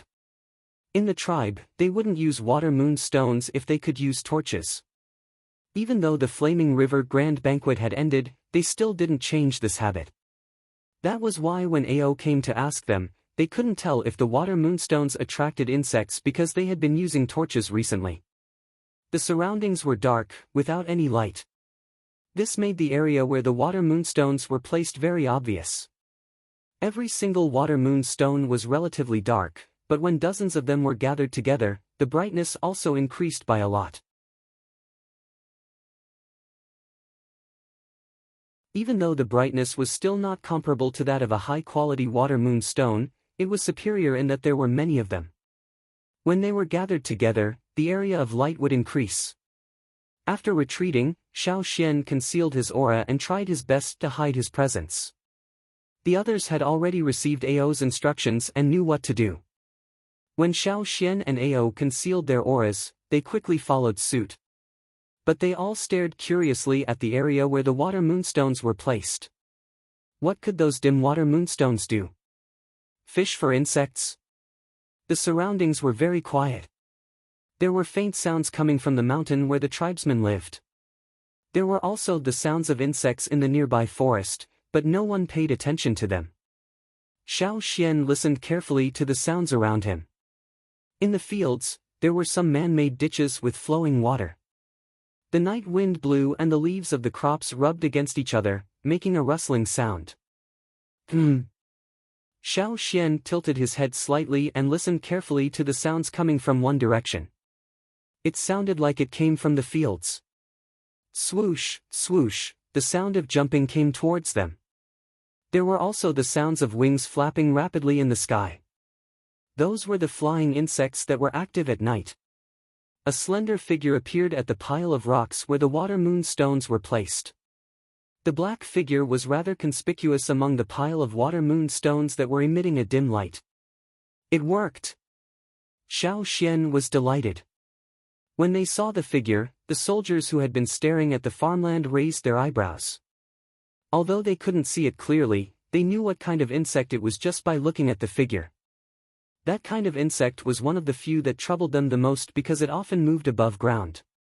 It was underground during the day and only came out at night. They couldn't guard against it unless they built underground fences to block it. Moreover, that kind of insect wasn't afraid of the insect-repellent grass they burned. Even smoke couldn't drive them away. Every morning when they saw many more wormholes on the leaves of the fields, they gritted their teeth in anger. Who would have thought that the dimly glowing water moonstones placed there could actually attract those troublesome insects over? Almost at the same time as that insect, other nocturnal flying insects flew over from the sky. There were more and more of them. Soon, probably because they felt that there was no danger around, the other insects hiding in the trees, on the grass, and in the fields all flew over as if something was attracting them. There were more and more black figures covering the water moonstones. They were big and small, long and short, winged and wingless, jumping and flying insects. They all started to gather there. Some even fought to get the spotlight. When the pile of water moonstones was almost completely covered by the insects and the air was filled with the sound of flapping wings, Xiao Xian shouted in a low voice, "Move!" In an instant, the people holding the nets rushed over like arrows. With a few whistling sounds, the densely packed flying insects in the air were caught in the nets and then swatted down. Paw! The flying insects in the nets were flattened. The insects on the ground were continuously swatted by the people holding the giant nets. At this time, the closer the insects were to the pile of water moonstones, the harder it was for them to escape the swatting range. After everything was over, Xiao Xian held a wooden stick and used the light from the water moonstones to look at the different types of insects. Some of the insects on the ground were not flattened but they had lost the ability to move and couldn't go far. Xiao Xian was about to go on a long journey and they were going downstream along the flaming river. Hence, the insects they would encounter might be similar to these. He wanted to see what kind of insects they had. Xiao Xian picked up a few insects and put them in a cloth bag he brought over. The insects he picked out were all intact and were rarely seen. Some of them looked very fierce and had poisonous stingers or fangs. The camouflage on their bodies made them easy to miss. If they weren't caught at night, they might not be noticed even if they saw them in the day. He had to let the people who were going on a long journey take a look so they could be prepared. Ao had already ordered people to clean up the area and put the flattened insect corpses together. When the people who were taking care of the fields came tomorrow, they would see if they could make it into fertilizer. How is it? Ao came over and asked Xiao Xian. He looked quite happy. How could he not be happy? He knew that these useless water moonstones could attract insects. Although it might not solve the root of the problem, it could at least reduce the insects' harm to the fields at night. It was effective. That was enough. It's all right, but there are limitations. The insects we caught might not only eat the crops. Xiao Xian said. Also, if there are no clouds at night, these insects might not be as effective.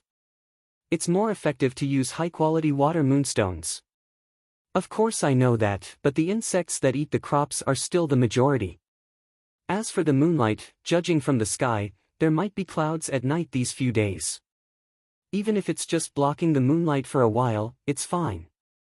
Ao was already prepared for this. He didn't expect it to be effective, as long as it was effective. It was better than wasting the water moonstones and not being able to catch a single insect at night. Then we'll go to the drumming tribe tomorrow and get some more water moonstones? Ao asked. Sure. This was also a type of trap for insects at night. The next day, Ao went to the other side of the river to find the chief of the drumming tribe. Knowing that the Yanjiao needed those failed products, the chief of the drumming tribe directly dragged out a few big bags and gave them to Ao without hesitation. Even if Ao wanted to give them a price, Fanmu firmly refused. For the people of the drumming tribe, these were really useless. It would be a waste to keep them in the warehouse. They couldn't sell them at a high price, so they just gave them all to Ao. However, Ao didn't take all of them. He took nearly 2/3 of them and left 1/3 for the people of the drumming tribe. By the way, he told the people of the drumming tribe about what happened last night, which was agreed by Xiao Xian. The people of the drumming tribe were now short of food. Although they didn't like to eat insects, the insects that flew out from the forest on the other side of the river tasted good. Moreover, those insects had already begun to fly across the river. It was just that the people of the drumming tribe lived too close to the fire pit where they used to put the fire seed. Even if the fire seed no longer existed, there were still some remnants of its smell in the fire pit, so those insects didn't dare to fly close. You can do this. Fanmu felt very curious. They had owned the water moonstones for so long, but they had never seen such a situation before. You can try it from afar. Maybe you can catch some insects, Ao suggested. Thank you for telling us. The people of the drumming tribe were very grateful that the people of the Yanjiao tribe were willing to share their experience and skills. That night, they let the people on patrol try it. They really caught some insects and roasted them for supper. On the other side of the Yanjiao tribe, the wastewater moonstones were distributed. At night, when the moon was covered by clouds, the sound of snapping could be heard in the farmland. Hey, be gentle. Don't slap them all into fertilizer. Let's see if they can be eaten. Someone waved a net and shouted. I know. The person holding a giant net made of rattan answered while slapping. After they finished patting, they would clean up the ground and pick out the large insects that were still intact. They would eat those that were edible, and put those that were inedible aside to be used as fertilizer by the farmers. As for the insects that they did not recognize, they would carefully try to eat them. For the people of the Yanjiao tribe, eating insects wasn't a big deal. This kind of situation could be seen in several places around the farmland. For a long time after that, the guards of the Yanjiao tribe had one more activity at night, guarding the water moonstones and waiting for supper.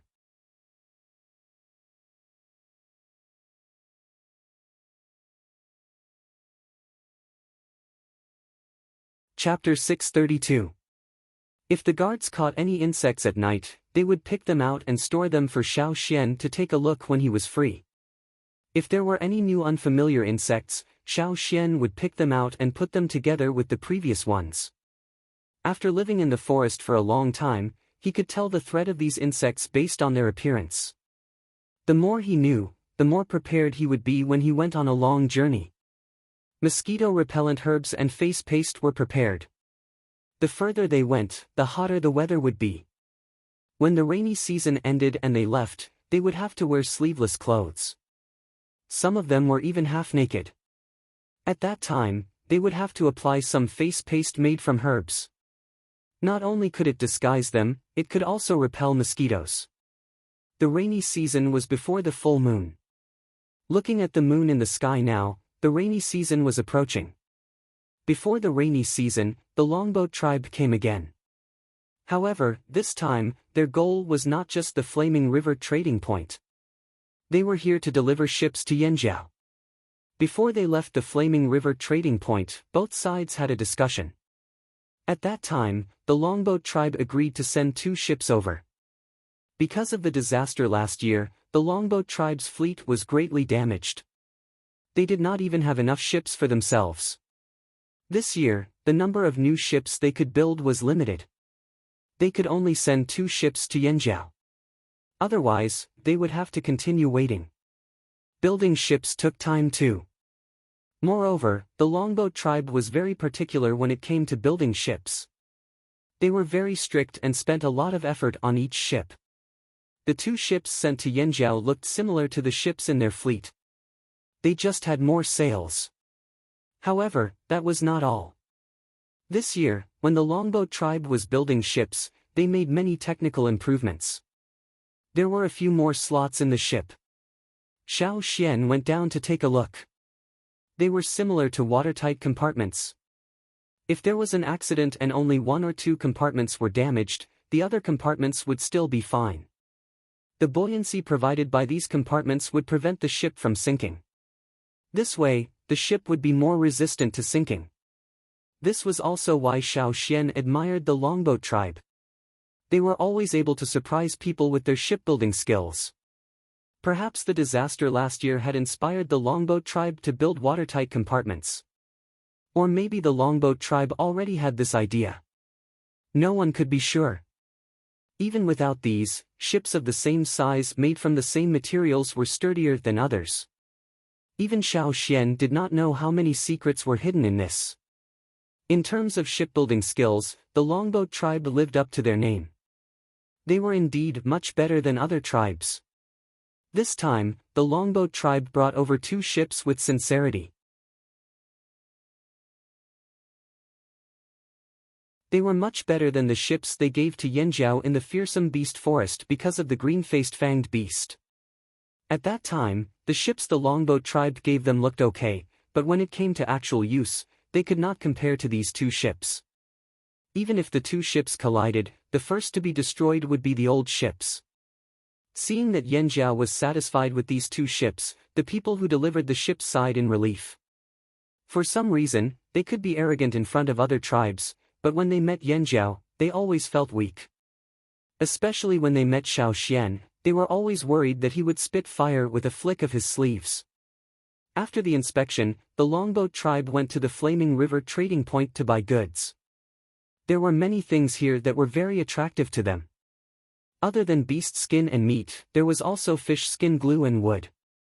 These were all very attractive to them. The wood they asked Yanjiao to help them find was stored in the warehouse. When they left, they would bring some back. The sturdy ancient wood in the fearsome beast forest had made them jealous for a long time. 2 days after the longboat tribe delivered the ships, the rainy season began. The continuous rain made the Flaming River trading point quiet down. The busy people finally had some free time. Zheng Luo passed the information he gathered during this period to Xiao Xian. They knew about 3 more tribes in the Flaming River area, but they were slightly further away from here. Also, they only knew the general location, not the exact location. One of the tribes should be similar to the Luo tribe you mentioned before. They brought a lot of fishing nets with them, so they should be a fishing tribe. However, they were luckier than the Luo tribe and survived the disaster unscathed. There's another tribe. Zheng Luo told Xiao Xian everything he knew. Xiao Xian recorded everything down on his animal skin scroll. He would have a chance to confirm these when he traveled downstream. After collecting the information, Xiao Xian returned to the headquarters. He went up the mountain to find Gigu to discuss the final candidates for the expedition. There were 200 people. They had pretty much decided and needed to do a final check. When he arrived at the top of the mountain, Xiao Xian happened to see the 2 former shamans, who had retired as elders, arguing about something. Since Gui Zhe took over as the new shaman, the 2 elders no longer lived in the house that belonged to the shaman of the tribe. Instead, they built 2 houses next to each other so that it was convenient for them to discuss things. However, they quarreled every time they talked. When Xiao Xian went over, the 2 elders were almost hitting each other with their crutches. "What's going on?" Xiao Xian asked. "Xian, you're just in time. Come take a look at my new drawing," the old man said as he pulled Xiao Xian into the house. Xiao Xian looked at where the old man was pointing. There was a stone slab that was not very thick. On the stone slab, there was a mess of paint. What was he looking at? Seeing Xiao Xian's puzzled expression, the old man also noticed the problem with the stone slab. Oh, not that one. That's something I drew before. It's this one. The shaman pointed at a wide leaf on the table beside him. The leaf was also drawn with red paint. This one was much clearer. The painting on the leaf surprised Xiao Xian. He thought the old man was used to painting things, such as people or things he had seen recently, important things that had happened, etc. Generally, it was a painting with a narrative nature. However, the drawing on the leaf was a scene from the Flaming River Trading Point's banquet not long ago. Although the shaman's drawing was very simple, it did not stop Xiao Xian from recognizing the outline and shape of the drawing. Xiao Xian had heard about this scene many times. Someone had also drawn it for him, although it was not very vivid. This is the ancestor's flame giant. Xiao Xian was puzzled. He did not understand what the old man was talking about. These two were arguing so fiercely because of the ancestor's flame giant. Yes. The old man was very excited. He carefully picked up the leaf and pointed at the drawing on it. What do you think? This drawing is simple and clear. It shows the ancestor's charm, Xiao Xian said. I'm not asking you about the drawing. I'm asking you, what do you think after seeing the ancestor like this? The old man asked again. What do I think? What thoughts could he have in front of the ancestor, and it was a blurry flame giant? Xiao Xian still could not grasp the main point. Do you think the ancestor looks especially good like this? The old man asked expectantly. Especially good? How was it good? Xiao Xian continued to be puzzled. It was rare to hear the word good from a native of Yanjiao. In the end, it was the old woman who spoke up. He wants to make a new ceremonial robe based on the ancestor's flame giant. A new ceremonial robe? Xiao Xian was stunned. He looked at the drawing on the leaf again. Looking at it this way, there was indeed a kind of elegance and heroism of riding the wind. But didn't Yanjiao people dislike this kind of style? Didn't they all think that this kind of robe was useless for hunting? It was ugly as hell. Even Xiao Xian's thinking was affected by the years of exposure. Sometimes, his aesthetic standards were abnormal. But now, Xiao Xian heard what the old man said. He thought the ancestor's style was really beautiful, and that it was a hint from the ancestor that it was time to change the ceremonial robe. But this was not a big problem. In Yanjiao people's hearts, the ancestor's style was good. Even if they didn't like it in the past, they would try to accept it if it was made by the ancestor.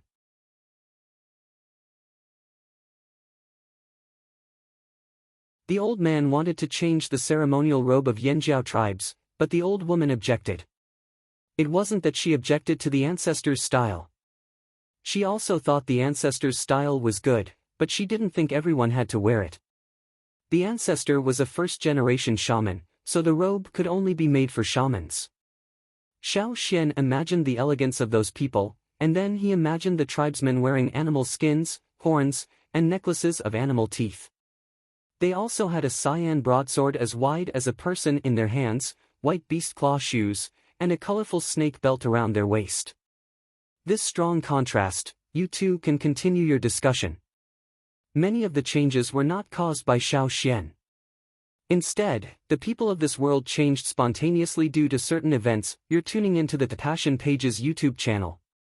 We're so grateful for your support, and don't forget to subscribe to join us on this incredible journey through captivating stories. Your generosity through donations truly makes a world of difference, as it's the primary source of revenue that allows me to expand and enhance this channel for you. Thank you from the bottom of my heart for being a part of this adventure.